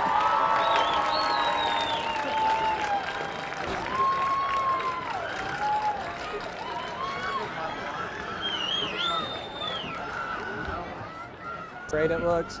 So we've had a wonderful response, honestly. It feels more like when we went to Miami, we just got to sit in their cafeteria and it felt just more like mature. And so it just is really cool that our cafeteria is a lot like that. The kids are doing better this year, like from last year. We always would get up, scream across the whole lunchroom because you couldn't sit with like all your friends. It's like kind of a small space, but now it's like a bigger space, more tables. You can just sit and eat with your friends, be comfortable. It's a very big change from last year. I feel like it's very comfortable. The students enjoy eating there.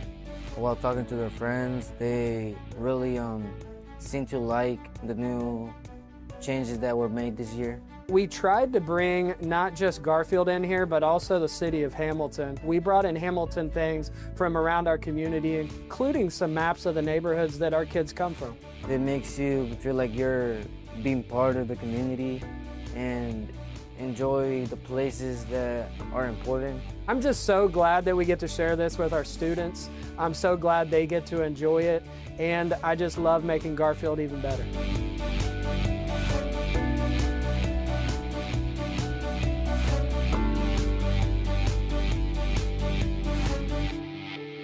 As a new principal at Hamilton High School, I was really thinking about this Hamilton-Baden game and how we could make this a community celebration, but really at the core of the Baden mission is service to our community, and that's always been an important part of what my passion is in education. So whether it's working with 17 Strong and micro grants with our youth, or just getting out in the community and doing cleanups, we really wanted to launch something that was bigger than the football game, something where our kids give back to the community. Some of them are actually throwing stuff in the dumpster right now, helping out Miss Ebony, the executive director at BTW. And then we have boys out in the community, walking the streets, picking up trash. So over the summer, we had the opportunity to meet with Hamilton High's administration and just talk about this game. This game is such an awesome opportunity for both schools to showcase really what we believe, what we're all about.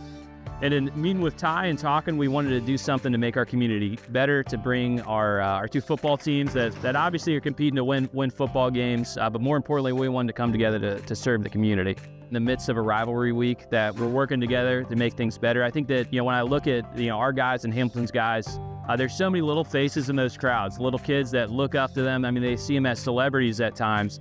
And just to inspire in them a desire to be more than just what they are on the football field. I mean, they're leaders in our community. They're doing great things. And I think the opportunity to showcase that, really to inspire, hopefully some other people to get involved in 17 Strong, here at the Booker T. Washington Center to get involved here, which are great organizations that need people like this to come out and serve and make the place better. And it's just really, to me, signifies kind of a new launch of service to our community for both of our schools, for Baden and for Hamilton.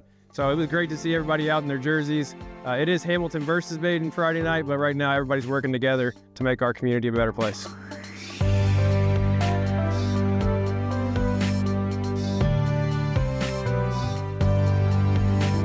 Arrow is the Hamilton City School District's first therapy dog. She is certified through the AKC as a certified therapy dog.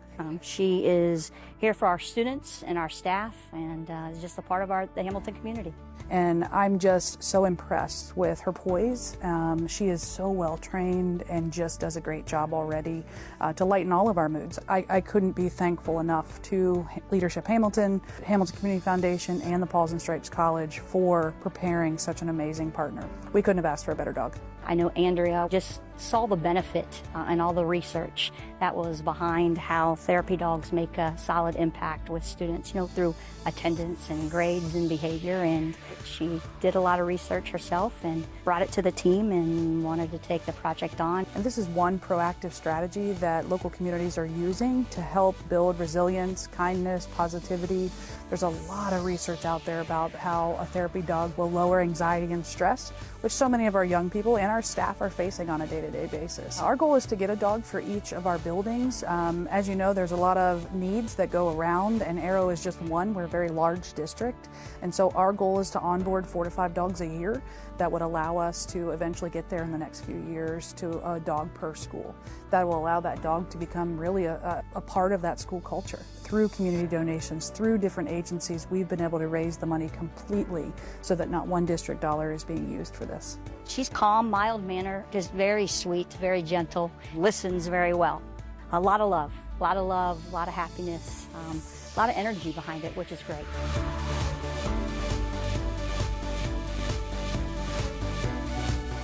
Welcome everybody to Garfield Middle School. My name is Josh Marjoram. I'm the principal here at Garfield. Tonight we are here to commemorate a legendary coach, teacher, and family man from the Hamilton community, Coach Tim Reed. I was fortunate enough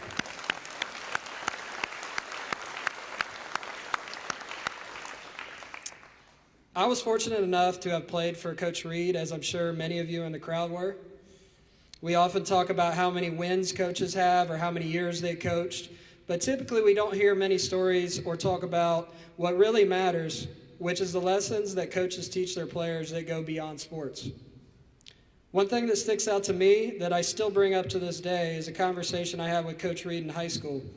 He was talking about how important it was that we are good people and not just good players. Of course, he had his own way to explain this. He said, Marjoram, it's not about the X's and the O's. It's about the Jimmies and the Joes. At that time, I just thought that was funny, but I didn't understand what he was really saying. And since then, I've thought a lot about that frequently in my day-to-day work. Without a good group of people around me to support me, I would not have been as successful in life. The people we have on our team in life are the most important teammates we will have. Coach Reed was not just a great coach, but a great person. I'm sure many of us in this room are glad he was on our team. I would now like to welcome up our next speaker to the podium. Please help me give a warm welcome to Coach Reed's son, Jimmy Reed.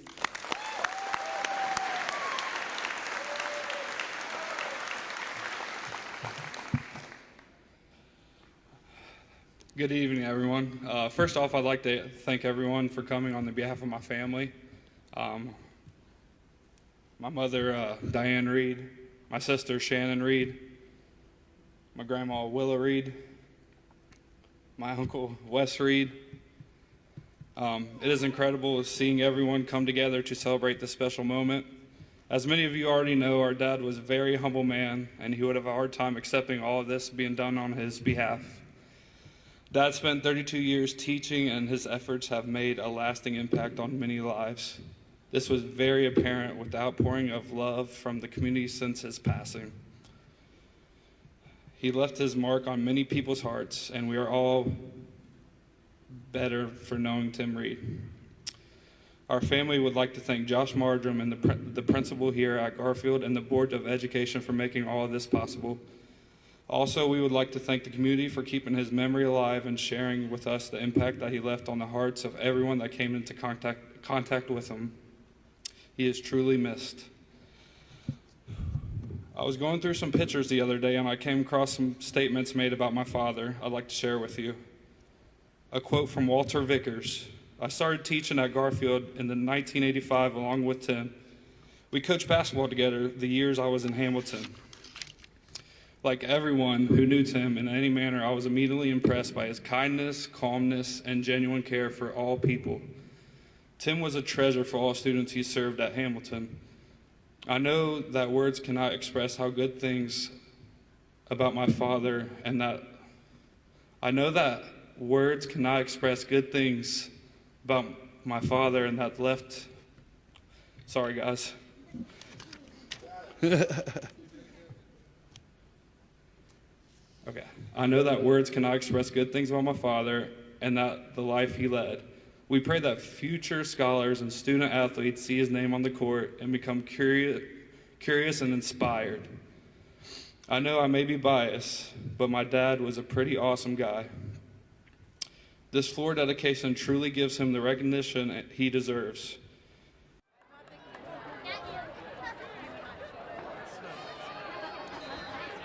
Back with more Hamilton Big Blue football on TV Hamilton, along with Jason Williams. My name is Sean Stidham. 3-0 to score here at the Shoreham with a 3-0 lead held by the Colerain Cardinals, Jason Williams, which was not expected by a lot of people.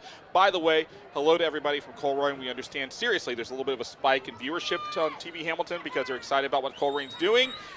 We appreciate you making us part of your Friday night. But for the Hamilton Big Blue, it'll be interesting. They come back in the second half the last couple of weeks. Last week against Middletown, as we mentioned, 2 touchdowns in the fourth quarter.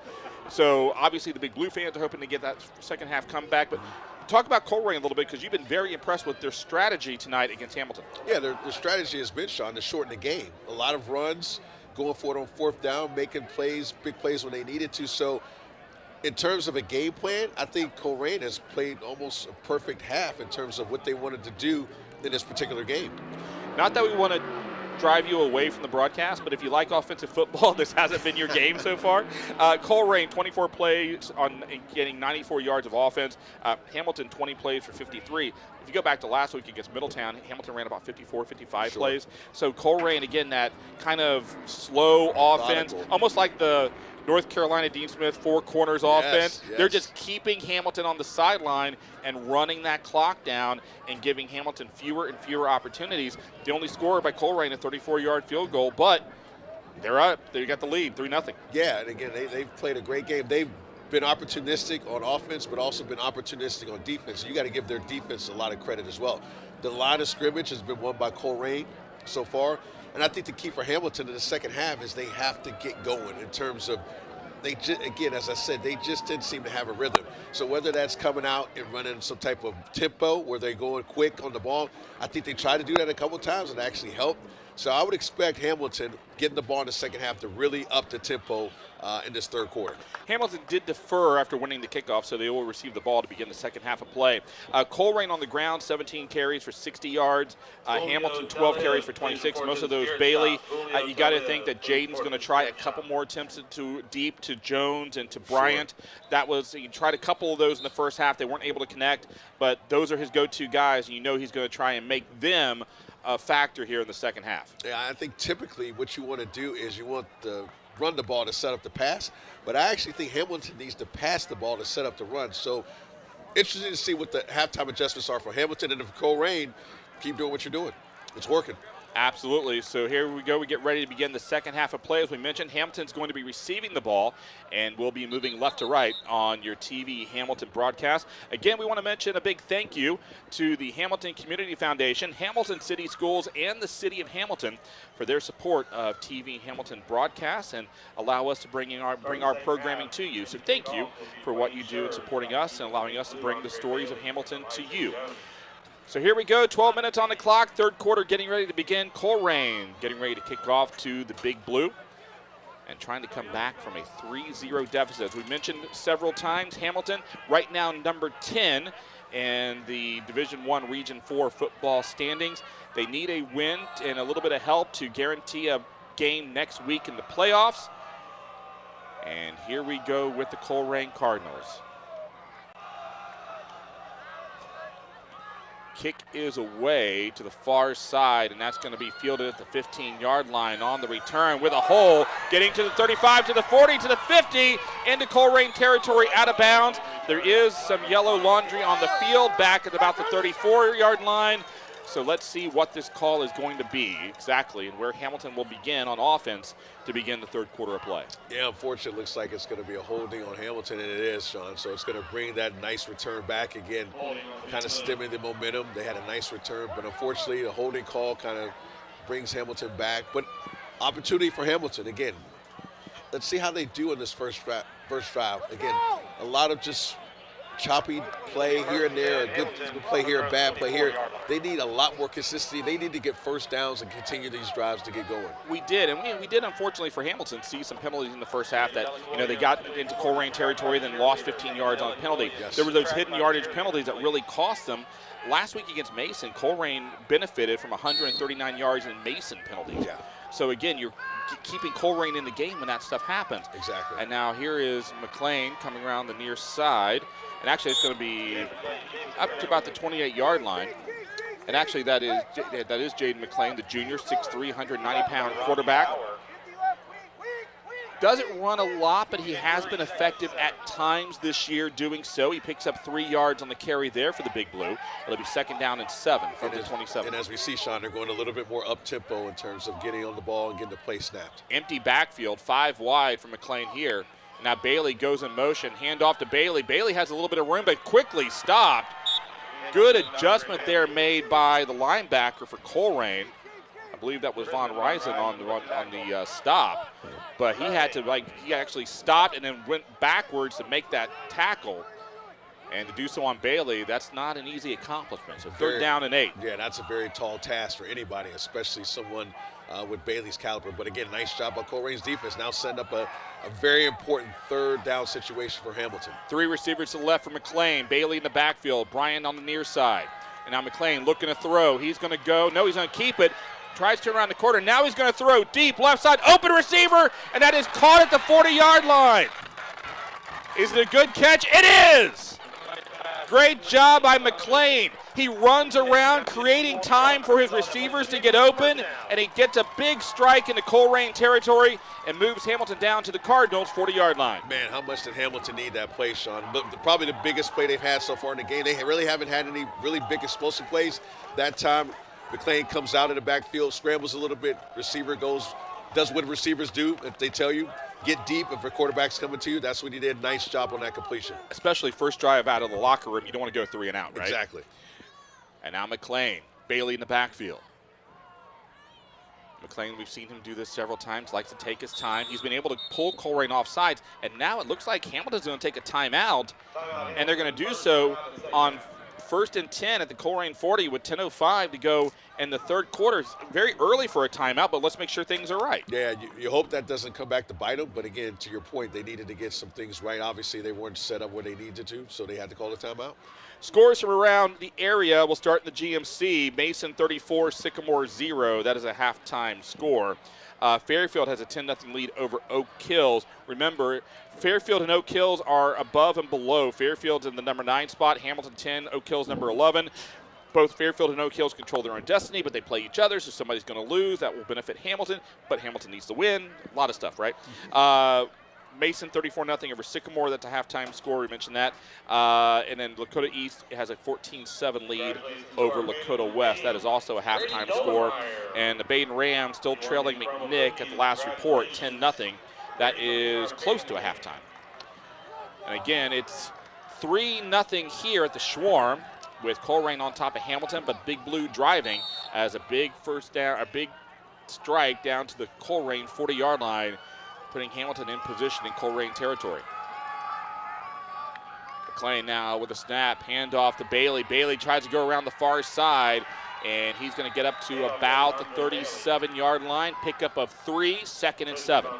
Man, for Colerain, Zay Sims, the linebacker, he's having an excellent game. It seems like he's the one that's tasked to stop Bailey, and he's doing a pretty good job of that. But again, credit Colerain's defense, but again, I would love to see Hamilton do more in terms of a tempo-type style offense, and I think that's what they're doing right now. 2nd down and 8. McLean throwing near side, caught by Bryant. Bryant gets stopped at the 40, now trying to shake and move, and he'll lunge forward, gets again back to the 38-yard line, essentially the line of scrimmage, and it's going to be 3rd and 8. Yeah, nice pass play by both of those guys. Again, that combination we see all the time. Nice play. Not as many yards as they would like to get, but again, they're trying to get rhythm. They're trying to get some more balance in terms of what Hamilton is doing. Now they have a 3rd and a very important 3rd down, and I believe 7 for the Hamilton Big Blue. 3rd and 7, 9 minutes to play, 3rd quarter. McLean now looks over at Bryant, moves Bryant over just a bit. 3-step drop. He now looking to throw, going over the middle, and that is caught. And now getting into the Colerain Cardinal territory at the 18-yard line. Big play there by the Hamilton Big Blue on a 1st down, and a play by Dominic Southern, 5'11" senior tight end on the reception. Big gain there. Yeah, nice job by the Hamilton Big Blue. You got to give Jay McLean a lot of credit. But again, we talked about senior night. We have a senior stepping up with a big play just when they needed it, Sean. Southern's 7th reception on the season. Now the handoff to Bailey. And Bailey gets hit hard, still moving with the legs. And now brought down at about the 16-yard line, a gain of about 3. And now we see the momentum start to shift a little bit. Hamilton's got a couple 1st downs. They got a couple big plays. And we see a little bit more juice in terms of the Hamilton Big Blue offense. And we got a Colerain Cardinal player down, so we'll have an injury timeout here. While that happens, we again want to thank the organizations that help bring broadcasting to you on TV Hamilton, which include the Hamilton Community Foundation, TV Hamilton, or excuse me, the City of Hamilton, and Hamilton City Schools. We are TV Hamilton. We get the support. We appreciate that. Of course. But the Colerain Cardinals are taking care of one of their own who thankfully looks like he's getting up and walking off under his own power. So always like to see that. That's Zay Sims. We were just talking about him. And if you're Colerain, you don't want to be playing without him very long. No, he's been the catalyst to this defense. So hopefully he can get back into this game very soon. And we'll see. He and Bailey had a pretty violent collision, so hopefully he'll be okay. And I'm sure the staff will take care of that. Other scores around the area, the Edgewood Cougars over Monroe, 28-0. It's a halftime score. Brookville and Franklin, it's the Blue Devils 14-0 over the Wildcats. It's in the 3rd quarter. Bellbrook with a 10-0 lead over Ross in more swivel action. Carlisle with a 26 lead over Eaton. 21-6 is the score between Oakwood and Madison. That's Madison trailing Oakwood. And Valley View with a 35-0 lead at the half over Waynesville. That's going to be a running clock here momentarily. Here we go, 2nd and 7. 8:03 to play. Big Blue at the Colerain 16-yard line. Single back formation, handoff. No, McLean's going to keep it. Rolls to his right, looking to the end zone. Deep throw, touchdown, Big Blue. And a flag comes in. And let's see what this is going to be. It was the same. So the penalty goes against Colerain, and the Hamilton Big Blue drawing up the same play they tried in the first quarter with McLean to Bryant. This time it works, and it's 6 on the board for Hamilton. And we talked about at the beginning of the half what Hamilton needed to do. They need to open up the offense a little bit. What better way to do it than— No, not a touchdown. Not a touchdown. Is it a touchdown? We're waiting. Did we get the touch? No. Hold on. Let's see here. Bobby spot on the 8-yard line. It'll be first and No. Hamilton. Correction. Sorry, my apologies. It's a problem when you get a radio guy doing TV, right? So here we go, 7:47. It is a first down, but not a touchdown. Okay. So McLean now getting ready. Southern moves over to the left side. Handoff. There's Bailey. Bailey up the middle, lunging forward. And there's the official touchdown. So an 8-yard drive by Andre Bailey. His 11th rushing touchdown on the season. And the Hamilton Big Blue in front of the Week 10 crowd at the Schwarm put 6 on the board and pending the extra point. Yeah, if you're Hamilton, just the drive that you wanted coming out of halftime. You established the run, but again, you opened up the run with the pass. It's a couple big plays in the passing game, opened up the run, and Bailey gets the touchdown. Nice drive by the Big Blue. And now Connor comes out for the PAT. Snap, hold, kick is up through the uprights and through. And the Hamilton Big Blue now with a 7-0 lead over the Colerain Cardinal. And Jason, you've been a fan of Andre Bailey for the last few weeks. You talked about him. You saw right there the offensive line giving him a little bit of an opportunity, and he took full advantage of it, lunging forward with that full 5'10" frame of his to get the ball in the end zone and get the 6 points for Hamilton. Yeah, if you're offensive lineman, Bailey is the type of running back you want to block for. Like, even he'll make you look good even when you don't look good. So, the linemen love that. But, again, powerful, speedy, quick. He's got all the elements, and obviously it showed on that drive. So for Hamilton, let's go back to when they almost went 3 and out, and they had the trick play to allow them to continue that drive. That was a huge, huge play and a roll of the dice, but you did not want to come out of the locker room and go 3 and out. That's exactly what they needed. Yeah. A nice drive. You took nearly 5 minutes off the clock, and you get 7 on the board. And give the coaching staff credit for making adjustments and then making that call. That's a big call, because if it doesn't go your way, again, Colerain gets the momentum back, but Hamilton did a great job executing the plays, making big plays when they need it, and more importantly, getting a touchdown that they needed to get that momentum back. So now Colerain, who has played from behind a lot this year, yes. What do they do now when they're playing? Do they still have the drive to continue to go? And for Hamilton, do they have the fortitude to try and finish off the Colerain Cardinals? Big drive right here, obviously, for both sides. No question. If you're, to your point, if you're Colerain, you want to try to mitigate what the touchdown was, but if you're Hamilton, you got this momentum. Can they carry over to the defense? So there's the kickoff by Stevens, and Colerain's going to receive it at the 10-yard line. And now coming upfield, coming actually to the near side and trying to turn around and not anywhere to go. And a great stop there by Hamilton. I believe that was Quaylen Hamilton on the stop. So Hamilton with the tackle. And now Colerain will start off at their own 25-yard line. Now, again, if you're Colerain, now that you're down, does that change the game plan? I don't think so. You're down by 1 score. So what they're going to do, and we saw it in the first half, is continue to run the ball, be methodical, eat up some clock, and again, hopefully get some timely plays on either 3rd or 4th down to keep drives alive. Score update on the Fairfield 10-0 over Oak Hills. That's the score right now, halftime in that contest. Meanwhile, here's Colerain moving right to left on your TV Hamilton broadcast. Now the handoff Running back comes over near side. Ball on the turf and a fumble. And does Hamilton come up with it? I think they do. And Big Blue with a big turnover. Defensive line knocking the ball free, and the Hamilton Big Blue come up with not just a football, but a football at terrific field position at the Colerain 30. And you couldn't have scripted it any better for the defense, Sean. We talked about what the offense did. This is a team game. Offense scores, defense comes out, not only creates a turnover, but gets a turnover in plus territory. Now you give your offense a short field to drive the ball. And now Hamilton coming out on offense at the Colerain 30-yard line. Terrific starting position on this drive for the Big Blue.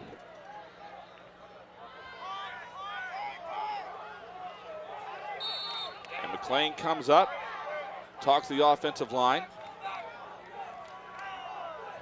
Two backs in the backfield with McLean. Handoff, Bailey. No, it's going to be a fake. McLean now with the throw, deep, left side. Wow. Touchdown, Hamilton!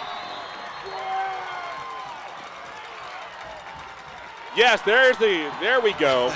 Officials had to go up. You had the offensive player, defensive player fighting for the football. And Hamilton comes up with the ball. 6 more points on the board for Big Blue.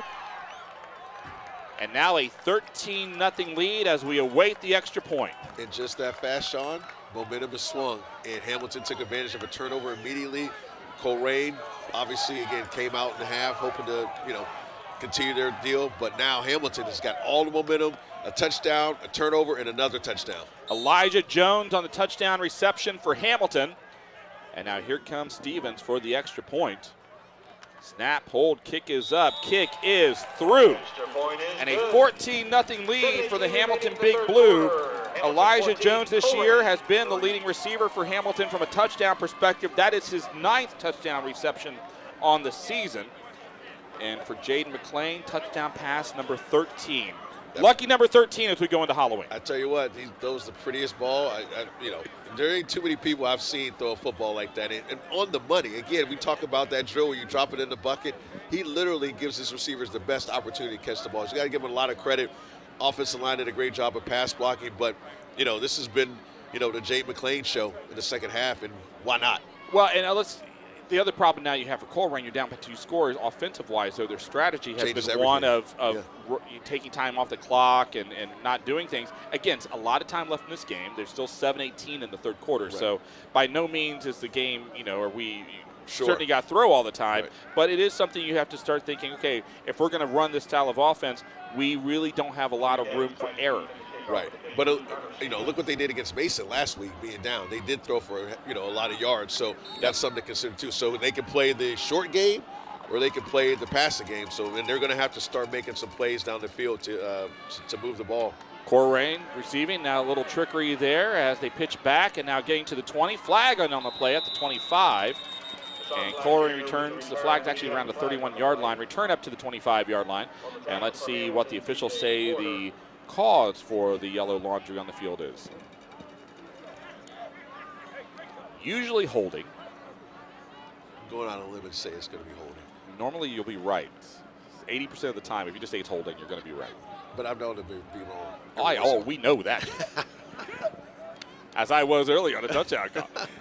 7:10 left to play here, and that penalty is going to go against Colerain, it looks like. So they're going to walk it back a little bit. So, again, it is holding. That goes against Colerain. And it takes Colerain all the way back, Jason, to the 10-yard line. Yeah, a huge penalty to come out after Hamilton scores a touchdown for Colerain.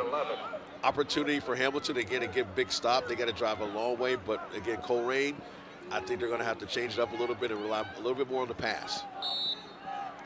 So Colerain now at their own 10-yard line. Past the near side and overthrew the intended receiver. And that is incomplete, second down.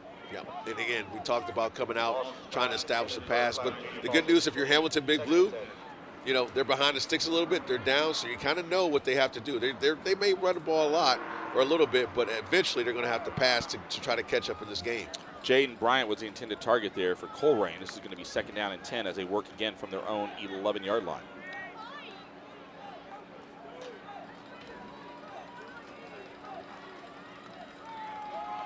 And there's the snap. Nope, going to be a running play on the near side, but right into a collection of Hamilton Big Blue players. It was Dawson on the carry. And who do we want to give credit to? How about number 52, Bailey? We've said his name a lot, but he's earned it. So yeah. Bailey along with others in on the stop, and that's going to be 3rd and 8 now. And if you're the coaching staff for Hamilton, you love to see guys, 10, 11 guys on the ball. And that's what that play was. So, again, sets up a 3rd and long, not the situation you want to be in for Colerain, but an ideal situation for Hamilton's defense. 6:20, now Colerain looking to throw, rolling to the right side, over the middle, and that is incomplete. It was Evan Lawson rolling to his right, tried to throw over the middle, had a target that would have been close to a first down, but incomplete, and that's going to likely force a Colerain punt, as once again we do have a Cardinal player on the field, so we'll take a timeout as they take care of that injured player. Hopefully he will be all right. So once again, we'll go around the area. As we talked about with the playoffs, Hamilton essentially with a win should lock up a spot next week in the playoffs. Depending, they need a little bit of help, but again, Fairfield and Oak Hills are going to cancel themselves out more than likely. So Lakota East, Lakota West, that's still a 14-7 lead at the half. Everything else, 3rd quarter score, Middletown Princeton, no report on a score there yet. Now that's a game that will get a lot of attention for people. We have an update on the Baden Rams. They were trailing McNick, and they're cutting in the 3rd quarter. It's now a 10-7 lead for McNick. So Baden's cut into that McNick lead and made it a 3-point affair. Fenwick with a 20-0 lead over Carroll, and elsewhere LaSalle 48-0 3rd quarter over Mount Healthy. Moeller with a 42-0 lead over Muskingum. So play getting ready to resume back here at the Swarm. 6:17 left to play in the 3rd quarter, and that's going to be a punt now for Colerain as Hamilton gets ready to return. And return man for Hamilton standing on the Colerain side of the field. So, and now looks like Colerain may have got some Hamilton players to jump or a Colerain player move. Let's see what the officials say happened here. Officials talking it over. So as I saw a Hamilton player point at a Colerain player, and a Colerain player point at a Hamilton player. You did it. No, you did it. You did it. Let's see what the officials say. They're going to say Colerain did it. Ooh. So it hurts the Cardinals even more as now the punter has to go even deeper in the end zone. He was at the bottom of the B. Now he's kind of moved his way to the top of the B. Not the way you want to go when you're the punter. No, not at all. You don't want to be in that end zone, that's for sure. Makes the snap so important on these plays now. There's a snap, and a punt is away. And so that's going to be fielded at the 48-yard line. Here comes Hamilton now to the 40. Hamilton now getting to the 35 and just shoving down a couple defenders and getting up to about the 33-yard line, maybe 34. And I think we do have a flag on the play. We do. And that's way back at the 48-yard line. Are you going to guess holding once again? Of course. 2 for 2 is not bad. I'll take that any day. There you go. Officials talking that over, so we'll see which side this is going to go against. And a penalty goes against Hamilton. So it's going to knock them back a little bit.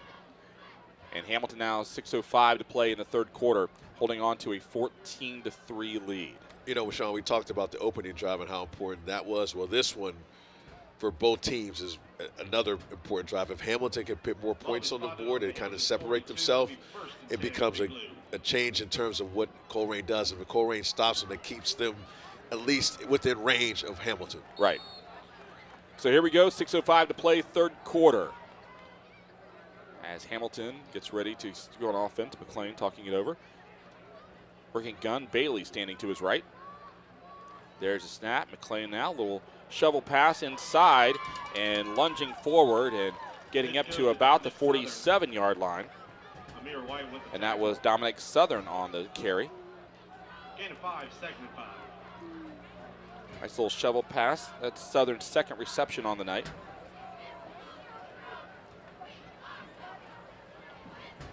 Six-yard pickup on the play, and that's going to be 2nd and 4 now with 5:34 left to play. McLean takes a snap, goes to the near side, and that is caught by Bryant. and he's going to be forced out of bounds at about the 45-yard line. That's in Colerain territory, and that will be, once again, a Hamilton first down. You can tell the connection between those two. You know, McLean let that ball go before Bryant even broke his route. So that whole practice thing, I mean, these guys are in sync. And you can really tell on that play in particular. First down for the Big Blue as they are now operate from the Colerain 45. Handoff, Bailey, spin move. Tries a second spin move, brought down at the 40, and that's a 5-yard gain. Looks like we got a penalty on the field. Looks like we do. Yep.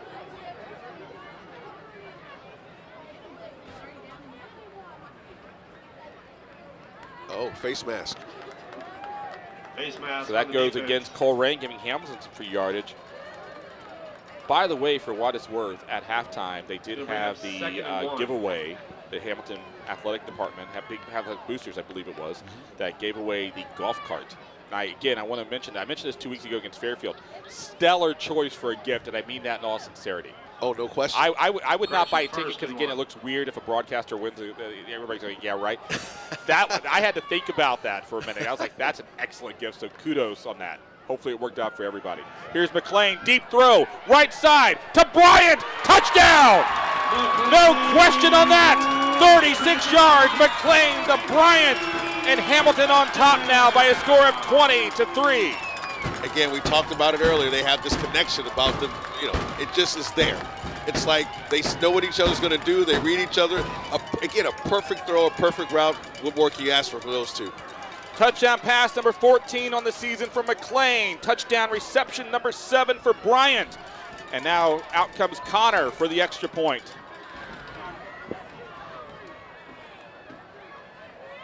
Snap, hold, kick is up. Kick is through. 21-3, the Hamilton Big Blue.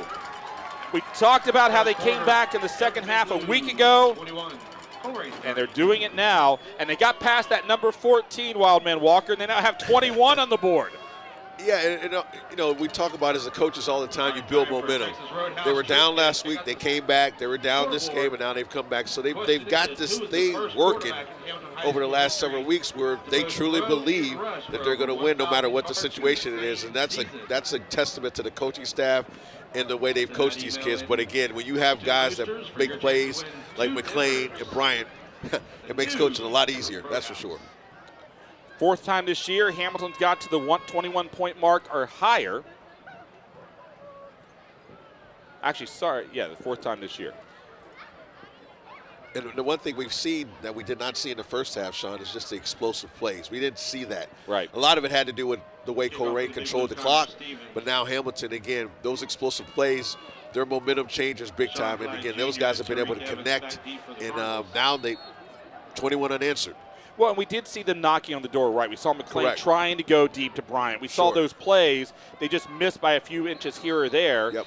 And Colerain now on the return, and the ball is called down as the receiver had a knee fall down to the turf, and they're going to start at the 13-yard line.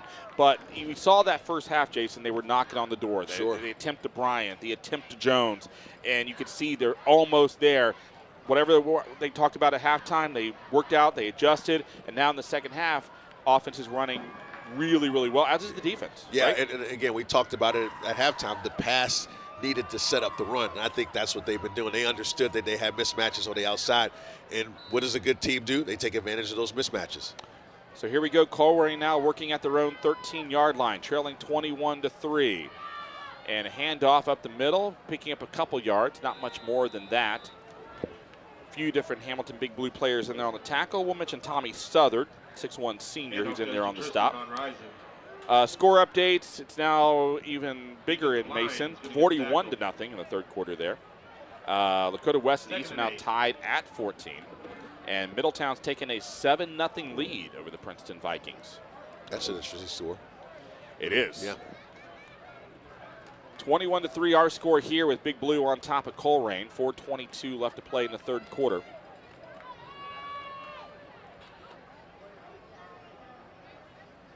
Cardinals trying to get back into this. There's the handoff up the middle. Nice little hole to work with. Now getting a first down, getting more than a first down, and going out of bounds. And officials say went out of bounds at, it looks like, the 41, 42-yard line.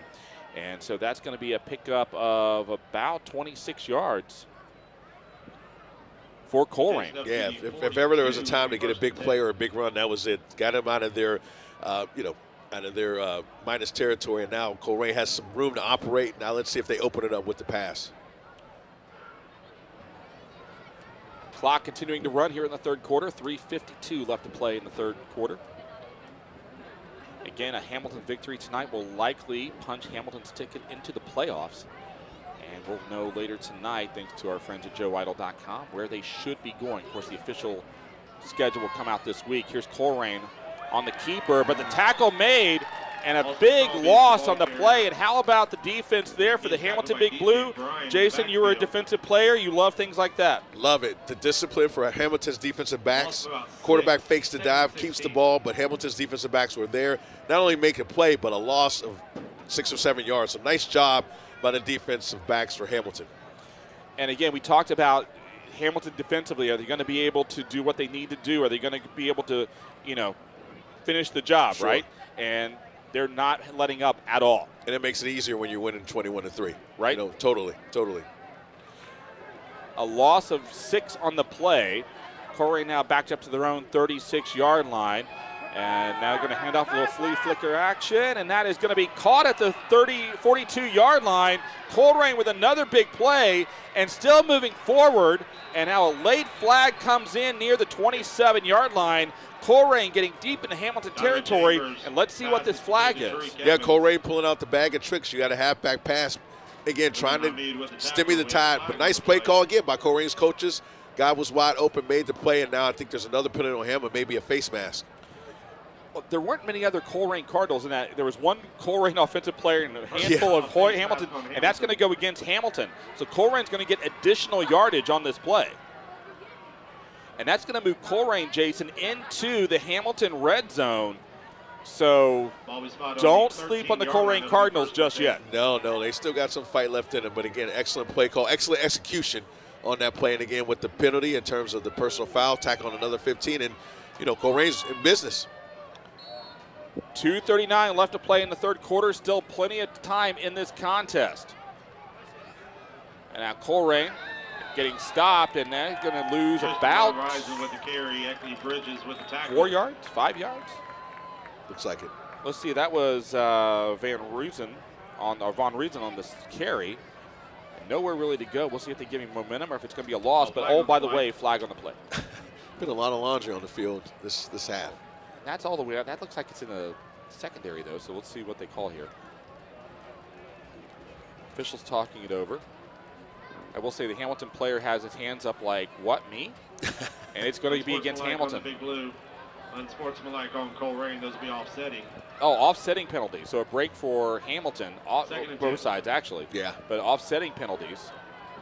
I think the Hamilton player is arguing it should not be offsetting. He did something to me.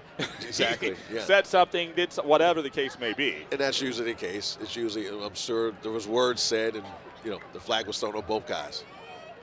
Happens all the time. You're a parent, right? Yeah. You know what it's like. They did it. No, they did it. So here we go. 2:18 left to play, third quarter. It's a 2nd and 10 now for Colerain. They did not lose anything on it. Well, I'm trying to see where they spotted that ball. It was at the 13. It's about there still. So here we go. Cardinals under center, handoff. And there's the Hamilton defense. Oh, the running back gets away. And now moving forward and getting into the end zone. And the Colerain Cardinals, they're not done yet. That was Deshaun Flagg on a 14-yard run. Flagg gets into the end zone. It's 21-9 pending.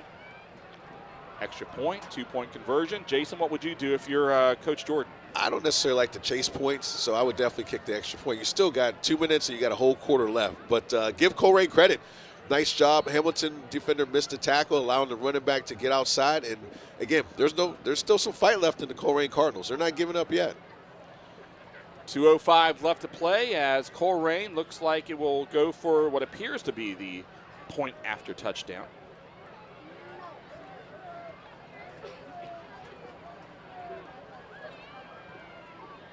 And And there's the snap, the hold, the kick is up, the kick is through.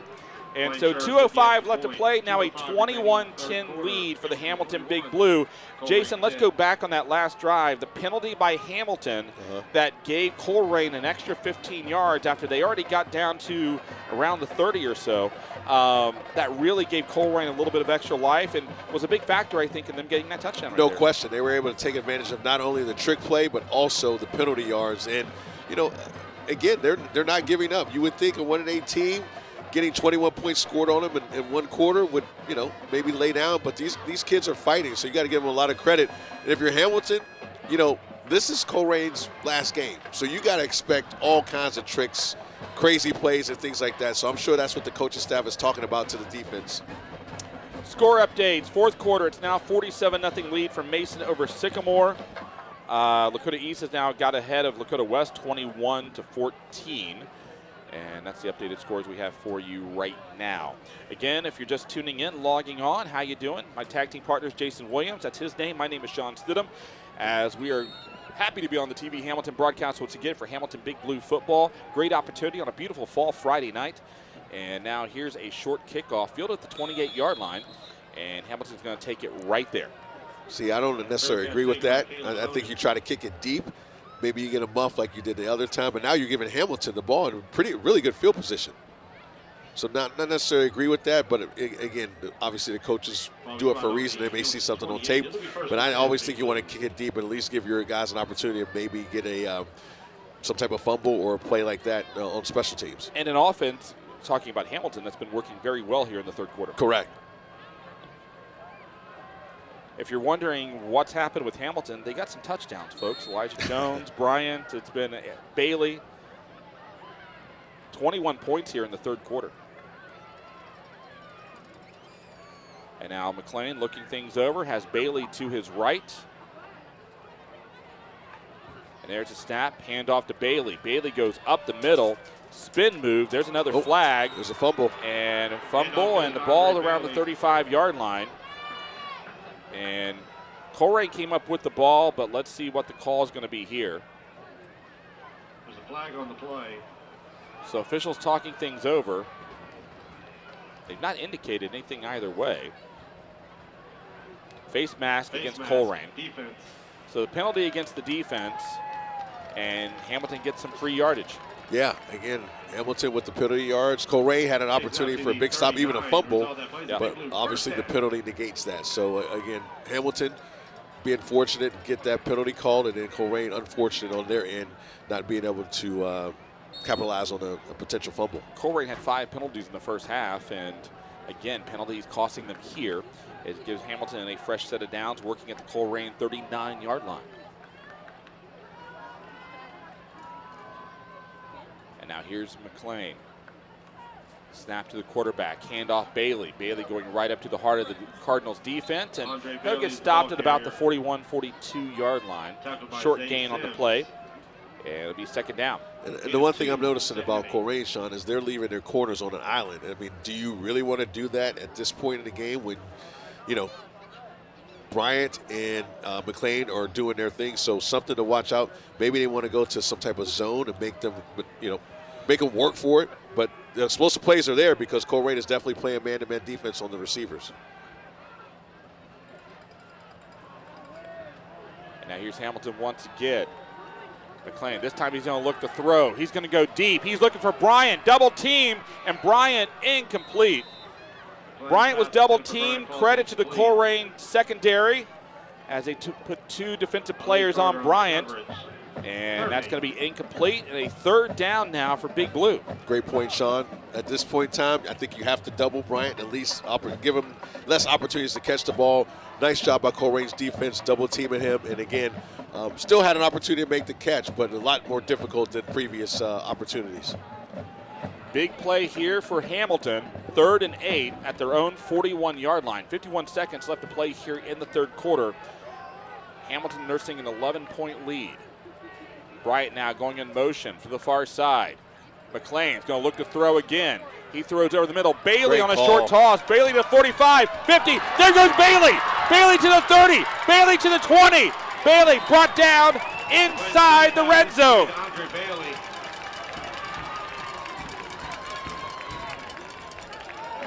Great play there by McLean. Little dump off to Bailey. Last week, Bailey had a long of 27 on the ground, this time on the reception. Let's see, they spot the ball at the 15-yard line, so he's going to pick up about 39 on that reception. And the explosiveness from Andre Bailey in full 4K glory right there on the TV Hamilton screen. Yeah. Great play call by Hamilton's coaches and great execution by the players. And Hamilton quickly. Here's McLean, handoff Bailey.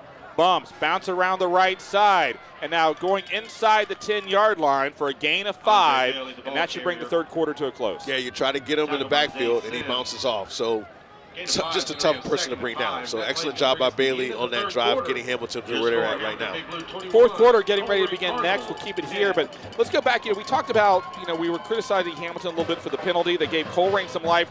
Same thing to happen with Colerain right there on this drive, right? Yeah. Penalty by Colerain gives Hamilton some life, and now Hamilton goes all the way down. They're in the red zone, and now with an opportunity for another touchdown after Hamilton gets 21 unanswered points in the third quarter. Yeah, and to your point, the penalties, man, they can make or break a drive. Colerain looked like they had Hamilton stop. Hamilton gets the penalty. Colerain gets the penalty. Hamilton starts to drive. They make an excellent call by the coaches on the screenplay. They get their best player the ball in space, and what does he do? Take it down in the red zone. So excellent quarter by Hamilton. I mean, they came out like game busters. They made the adjustments on both sides of the ball, and it showed. Now, again, you're in the fourth quarter with a chance to make the playoffs. You had Andre Bailey get the first touchdown, and then you see Bryant getting the touchdown, and Jones getting the touchdown on the passes from McLean. The top skill players this season for Hamilton really performing strongly in the third quarter. And let's not give any love to the defense. Right. Fumble recovery, defense overall doing a good job there in the third quarter. Did they give up a score? Yes, but they got the ball back and put the offense in opportunities to really capitalize on great field position. A total team effort in the third quarter, Sean. No doubt about Hamilton Big Blue. So here we go, Hamilton. Maybe an opportunity to seal this game if they can get into the end zone here. And now rolling the right side, little shovel pass, and not much room to work with for Hamilton. They're going to go down inside the 10, around the 8. That little shovel pass there went to Southern. And the third down. Yeah, Southern has been a kind of integral part in the second half in terms of, I think they've run the shovel pass 3 times, and it's been somewhat successful. So, again, if it's not broke, don't fix it. But, again, getting your playmakers the ball in space. 3rd and 2. And again, so important because you can take this from a 2-possession game to a 3-possession game if you get into this. Yeah. You can essentially ice the game with a touchdown here. Big play for Hamilton. And now a fumble. McLean now diving on top of the ball. And again, high snap. McLean, thankfully for Hamilton, diving on top of the ball at the 15-yard line. And now it looks like Stevens will come out for what should be, what's 32-yard touchdown attempt? Or field goal attempt, I mean? Yep. But again, nice job by McLean. Obviously, the high snap, but not trying to make a play and just getting on the ball, knowing that they have an opportunity to kick a field goal. Clock continuing to run on 4th down. Stevens now coming out to try and make a 32-yard field goal. Snap, hold, kick is up. Kick is through. No good. So the Hamilton Big Blue unable to get the field goal. And so some life for the Colerain Cardinals, trailing 21-10, but they will take over on downs. And it looks like, Sean, that snap was high. On the previous play, the snap was high. So it looks like the center may have some issues with the snap. But again, opportunity for Hamilton to get points, and they come up short. And again, another opportunity for Colerain. They're still in it. So we go around the area for more scores over in Trenton. It's a 35-7 lead for Edgewood as they are on top of the Monroe Hornets. Franklin on top, trailing Brookville, Brookville on top of Franklin 21-7 in the fourth quarter. Ross trailing Bellbrook in the third quarter by a score of 10-0. And what else do we find? Baden update. The Baden Rams are still trailing now 17-10. Baden trailing McNick. That is a fourth quarter score. Again, our score here is 21-10. Colerain now taking over on downs after Hamilton missing on a 32-yard field goal attempt. And now handoff, but the defense to Hamilton right there Handoff goes to Tristan Von Nice Risen. tackle there by Hamilton. We'll give credit to Chase Moak, No gain. the 6'1" defensive back. Has a couple of really big weeks, especially as a ball hawk, getting a few interceptions. Big tackle there on that play, and it's going to be second down. Yeah, and I think if you're Colerain, we talked about Hamilton kind of speeding up their cadence and their tempo. I think Colerain needs to do the same thing. You got about, 9 minutes, less than 10 minutes left in the game. They got to really pick it up if they want to, again, try to get a score and then cut this to literally a one-score game. Cardinals come out of the huddle.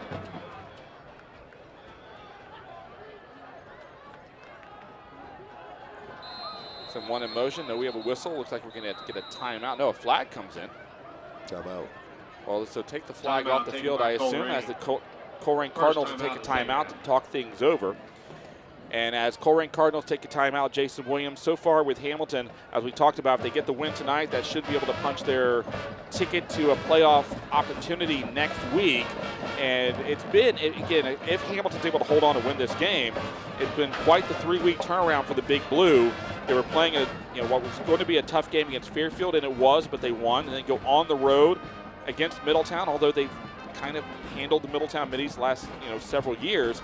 It's still a rivalry game and on the road. And Middletown having a really strong season, and they get the big fourth quarter comeback last week. Now, opportunity to defend their home field here, and the turnaround's pretty impressive for Coach Krause and Coach Crouch in the Hamilton Big Blue. Yeah, I mean you have to give the coaching staff credit. You have to give the kids credit for sticking with it. It's easy when you're down to but they stuck with it, and now they have an opportunity in front of their hands to potentially get in the playoffs. Here's Colerain, pitch to the backside, and now coming around and getting a couple yards, not much more, maybe to the 27-yard line. That was flag on the carry. I believe there's another penalty.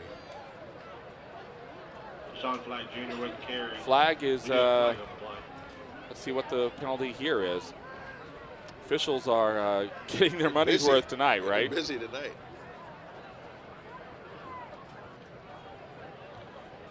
Sometimes if somebody gets a speeding ticket at the end of the month, they criticize, like somebody's got to meet their quota. It's week 10 of the regular season. Maybe officials have a quota and they're just throwing out flags all the time, right? That could be, but again, another big penalty on Hamilton. I mean, that's a personal foul. That, again, those are drive killers or those are drive starters. And again, Colerain has an opportunity now at the 40-yard line because of another personal foul penalty. And I know Hamilton's coaches cannot be happy about that. No, and you're keeping Colerain alive. Correct. Again, it's still a two-possession game. Nearly offside. Screen pass. That's going to be caught by flag. No, it's dropped. And now the ball's around, and now the officials are going to say it's an incomplete pass. So flag was the intended target, but instead it's going to be a second down. Yeah, nice job by Hamilton secondary coming up and making a play. They blitzed a linebacker off the end, and he almost picked that ball off, Sean. But again, nice play call defensively. I think for Hamilton on defense, you obviously have the guys on the defensive line, but you need to bring more pressure and get the quarterback off of his spot. By the way, update, Lakota East now with a 28-14 lead over Lakota West. John Kitna could be winning the Battle of Westchester this week. And now handoff, and not much room for Colerain to work with. They're going to get a couple yards on this carry. They get near the 45-yard line. We'll call it a gain of 3, maybe 4. It was Talby on the carry. Third down and about 7. Yeah, and again, we talked about the play calling. When you're up, it's a little bit different. And now I have a hard time believing they're going to run the ball effectively, especially with them being down. So Colerain, again, needs to open the playbook up and needs to get the ball. And they need to get yards in chunks. 3rd and 7 now. 8.5 minutes. Swarm fans stomping, rising to their feet, screen pass, that is going to be caught. And now trying to find some room and out of bounds at about the 47-yard line. A gain of about 3, and that's going to be 4th down and around 4 yards for Colerain. And I think at this point, if you're the Cardinals, you're going to have to go for it with no time left on the clock. And again, Hamilton's doing a great job, especially in the second half, of really swarming to the ball and getting 2 or 3 guys around the ball and then waiting for the cavalry to come. So nice job by that defense. And what is we call a pursuit drill. They're actually executing it real well. By the way, I'm just looking at some of the scoreboards. Winton Woods, who was the number 5 team, they're currently losing to Lebanon. If that holds, there's going to be a lot of work tonight for Joe Idle to do. A lot of number crunching. See, a lot of computers are going to be working overtime tonight. And now it looks like Colerain's going to take a timeout. And again, as you mentioned earlier, give credit to Colerain. I mean, it's a program that has a lot of history. Sure. And, you know, and even though they've wins and losses and not went their way the last several years, sure. I think there's still some people over there that have that Cardinal pride, and they are not giving up on this game. Yeah, I mean, Colerain is Colerain. I mean, they've struggled the last couple of years, but as you talked about in the earlier part of the show, they have a history, and they have a tradition that a lot of high school programs don't have. And again, these guys are playing hard, the coaches are coaching hard, so it's not for lack of effort, but ultimately, Hamilton is a more talented team, and they've been showing it in the second half. Yep, absolutely. Other scores from around the area and the region. Kings over Walnut Hills, 42-0 halftime score. Anderson over Loveland, 35-0. That's in the third quarter. Little Miami over West Claremont, 42-0. That's in the fourth quarter, so a running clock situation there. And no other updates from around the GMC. Mason Sycamore down with a final 48-0. So, again, 21-10. Colerain with the ball. It's now 4th down and 5. So, absolutely essential for Colerain to get this first down if they want to continue. And now the snap. Here's Colerain. Eluding one Hamilton defender, but Hamilton makes a big stop. Huge tackle there. Aiden Turner on the stop for Hamilton Big Blue. And that could be a game-sealing tackle for Turner. Yeah, great job by Turner on that play. We saw Colerain come out in that weird, funky 4-wide receiver formation. Again, Hamilton goes into halftime, knows they've been running. Okay, what kind of adjustments do we need to make? You can tell they were much more well prepared to handle that play than they have in the first half. So with 8:14 left to play in the game, Jason Williams, if you're Coach Crouch, are you saying, Mr. Bailey, get ready to carry the ball and carry some more? Get that engine going. And there's McLean, hand off to Bailey, bounces around the side. Can he get away from the defender? He does. Bailey with a first down, and Bailey goes out of bounds at about the 35-yard line. That's going to be a gain of 13 by Bailey, and again, you see that explosiveness he has. Yeah, started inside, cut it outside, and again, not the greatest blocks by his line, but it doesn't matter when you have skills like that. Again, quickness, speed to get to the outside, and again, just another day in the office for Mr. Bailey.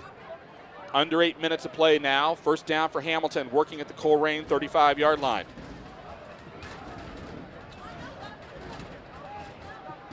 And I think that Hamilton be very content to just take as much time off the clock as they can. Snap, handoff Bailey. Bailey up the middle. Bailey has a little bit of room, gets to about the 27, 28-yard line.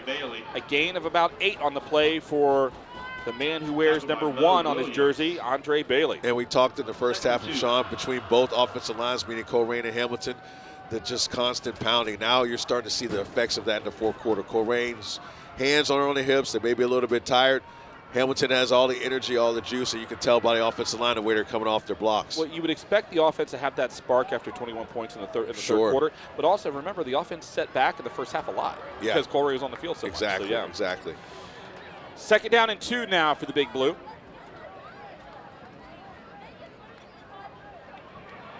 Quarterback with the snap, hand off to Bailey. Bailey's going to get a first down, and Bailey was going to hop over. There's a highlight play by Bailey as he goes inside the 10-yard line.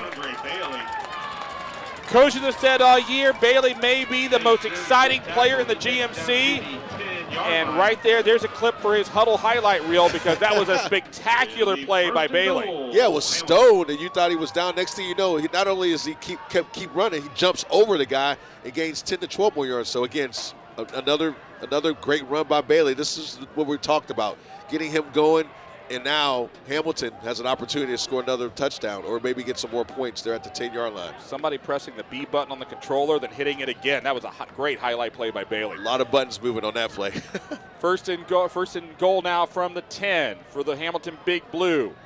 Handoff Bailey. He's going to try and bounce around to the outside. Not much room to work with there, maybe a yard or two. And that'll be second down and about 8 or 9, depending on the spot. And if you're an offensive lineman for Hamilton, this is what you want. You want the game to be in our hands. And offensive linemen love that. Trust me, I've been a defensive guy on the other end when they're running the ball down your throat. So it's not the best feeling, but as an offensive lineman, you love to say, okay, give this running back the ball, offensive line, carry us. We're going to, get a touchdown, hopefully, and then kind of ice this game.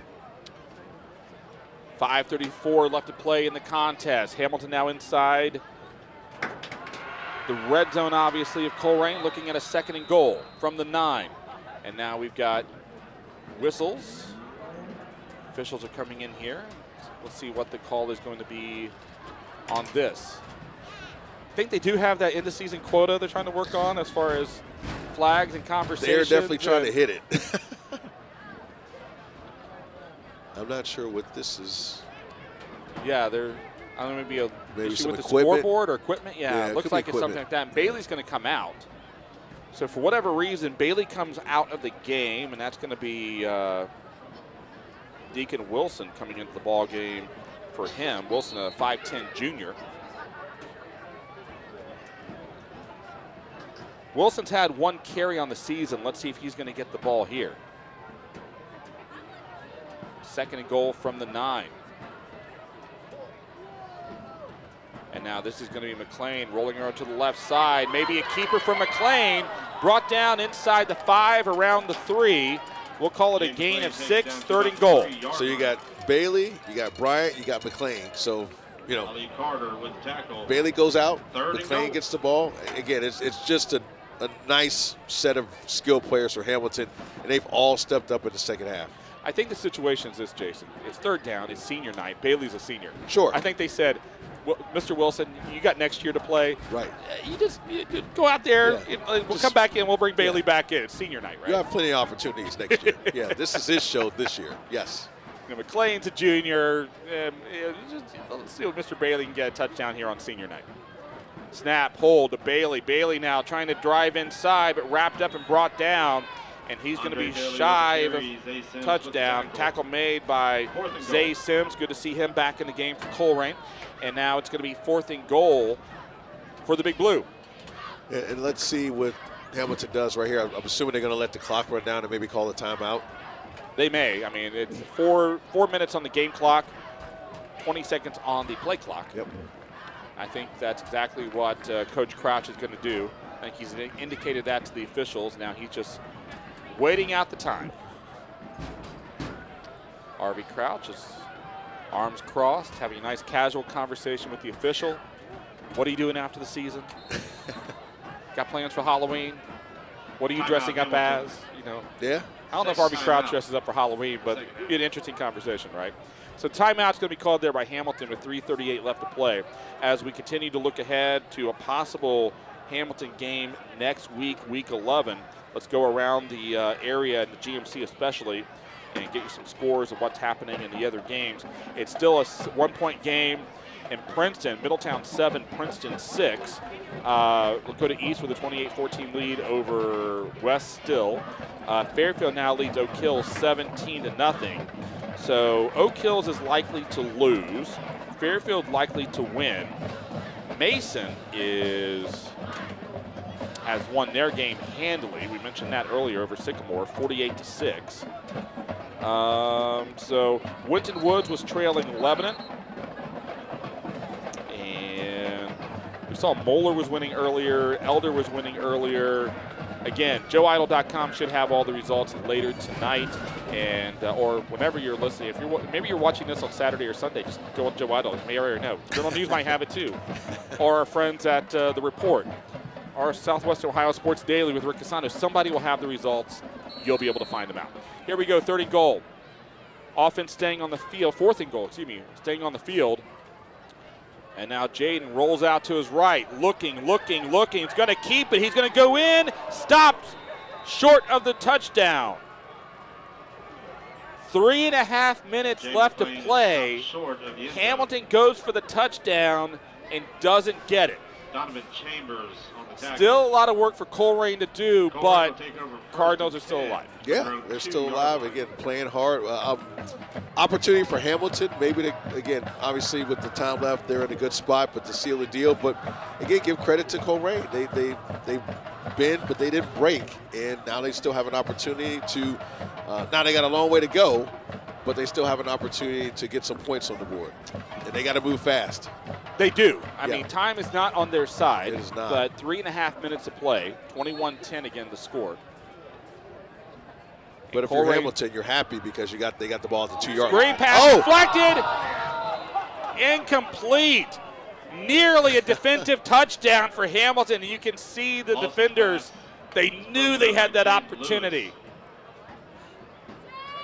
And nobody on a football team wants to score a touchdown more than a defensive player. Exactly. Yeah, no question about that, especially on the last home game, senior night. But nice job by Hamilton. Again, their defense has played lights out in the second half. And now Colerain on the run, going over to the far side, and not much room to work with. By the way, brave move for Colerain, screen pass in the end zone. You don't see that a lot. No, you don't. I don't think they'll be running that play the rest of the They've run a lot of trick plays tonight. That might be the most shocking play I've seen all night. Exactly. So here we go, 3rd and 10. Clock still continuing to run.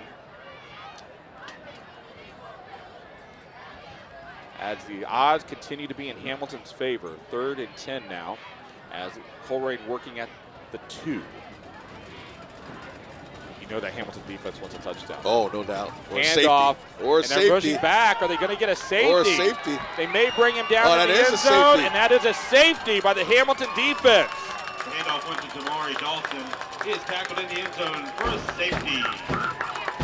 So the tackle is made, and I believe the tackle was made by number 52, Bailey? I believe so. Braden Bailey? Yeah. We've talked about Braden Bailey a lot, how stellar he played last week. He's played well tonight.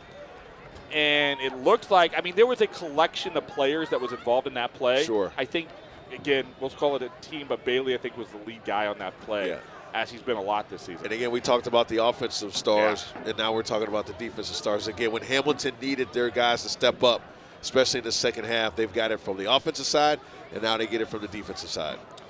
You know, I remember a few weeks ago when we broadcast the Fairfield game, you were talking to some fans, and understandably, Hamilton won one game, and we're talking about, and they're like, you know, they're still alive. And, you know, we love it, but, you know, we've only won one game.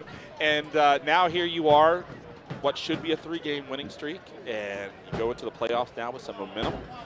Certainly some things I think that Coach Crouch and teams they're going to look at. They're going to say we need to clean this up. But I think the penalties are one of those things. But, big time, yeah.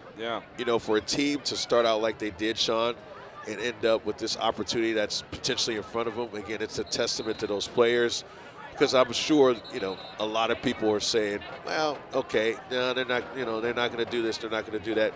But the good news is they never listened to that. They kept together, and now they're reaping the benefits of sticking together and trusting the process that their coaches put them through.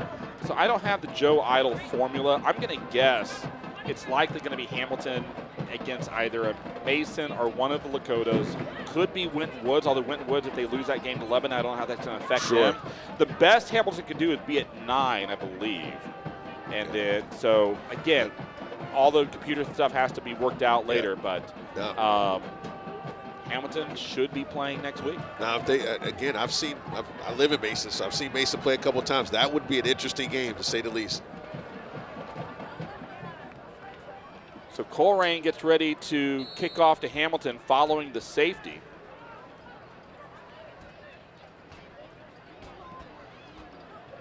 And now there's the kickoff, fielded at the 33. A little bit of a muff there, but falling on top of it at about the 41-yard line.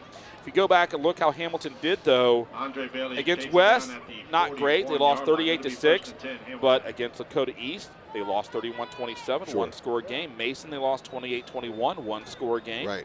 So, you know, Hamilton had a lot of that in the first half of the year. You know, they lost Lakota West handily, but, you know, Oak Hills, they lost. It was by 10. Okay, then that was on the road. So you look at Mason or East, those were games that, and they played at East, those were games that they were in. Right. So, and let's be honest, this is a totally different team. from where they were at the middle of the year. Handoff Bailey, and Bailey continuing to move forward, and Bailey's going to go all the way to the 50-yard line, a gain of 9 on the carry, and will be just shy of a first down. Somebody lost a helmet out there. Dante Little Jr. with the tackle. Bailey lost the helmet, yeah. So he's going to come off for a play. Guess that's the only way you can keep him off the field, taking his helmet off, right? Got to figure out something, right? Something, yeah, something. But the good news is, again, we don't have the official thing yet, but for the seniors on this team, for the Hamilton team, this should not be their final game. Yeah, exciting. And then the one thing about it, Sean, is you're leaving a legacy.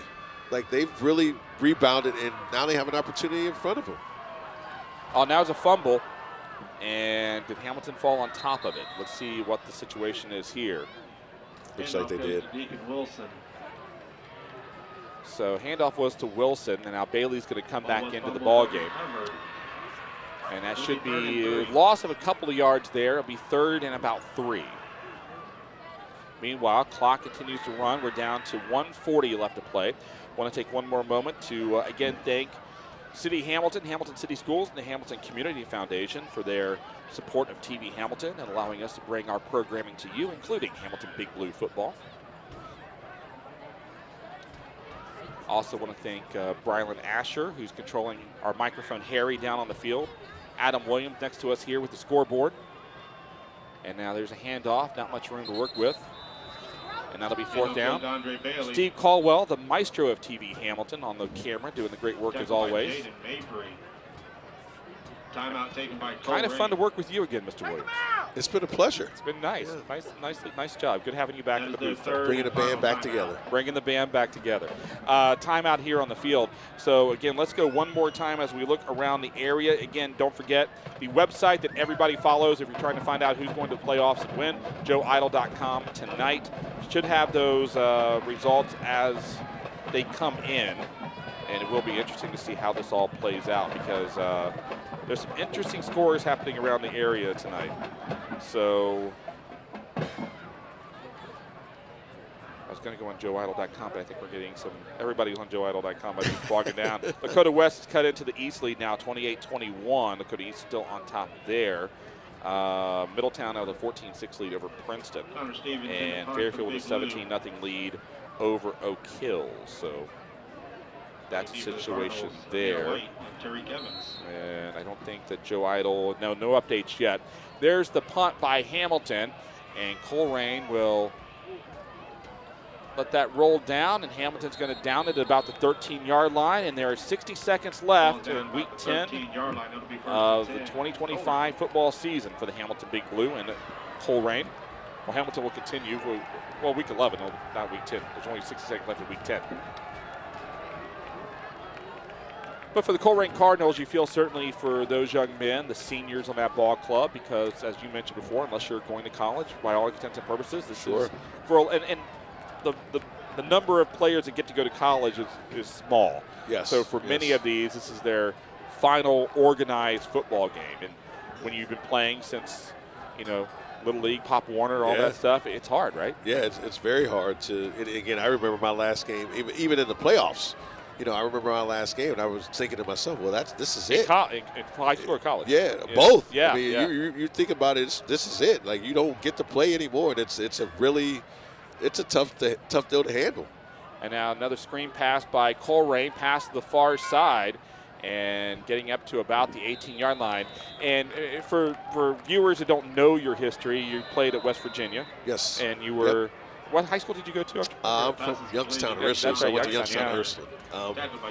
And we were really good my senior year, #1 in the state in Division III. And to slide that in now. By the way, #1, right? Oh, you got we were that, bit. Right? And then, we didn't get to the state finals, but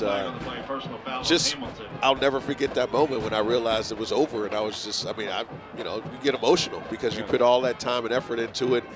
And it's over in the blink of an eye. Yeah. It's just, even in college, it's just, before you know it, it's over. But still some of the best memories. I still get goosebumps every time I see a high school football game. And Well, I love high school football. I see the look on your face when before a game you and I walk on the field and Yeah. you're around and you're seeing the players practice and the band and the music and just have the yeah. smell and the sounds and the aromas and all that, and you're just Yes. like, ah. Yeah, I'm home. Here's Colerain now on a run, and they're going to get up to about the 44-yard line. For the Cardinals. And we might have one more play, and that should be about it before this game is considered a final. But, again, great job by the Hamilton Big Blue, not just tonight, but the last 3 weeks, Yes. being able to put themselves in position to play in Week 11. And, again, all that official stuff will come out over the weekend. Another screen pass. That comes on the near side to Flag. And now Flag gets away from the defender, but slips a little bit on the turf, brought down at the 40-yard line. And that should be the final play. I don't think Colerain is going to try and run anything else. Some of the players are wanting to run one more. You can see them. One more. Hurry. And so 4 seconds left, 3 seconds left. They're not going to get the play off, and that is going to be the ball game. So the Hamilton Big Blue now in the 2025 season with a 3-game win streak, and we will wait to find out where they will be in Week 11, if anywhere. A big thank you once again to the Hamilton Community Foundation, Hamilton City Schools, and the City of Hamilton. For everybody at TV Hamilton, for my tag team partner Jason Williams, my name is Sean Stidham. You've been watching Hamilton Big Blue Football on TV Hamilton. Good night, everyone.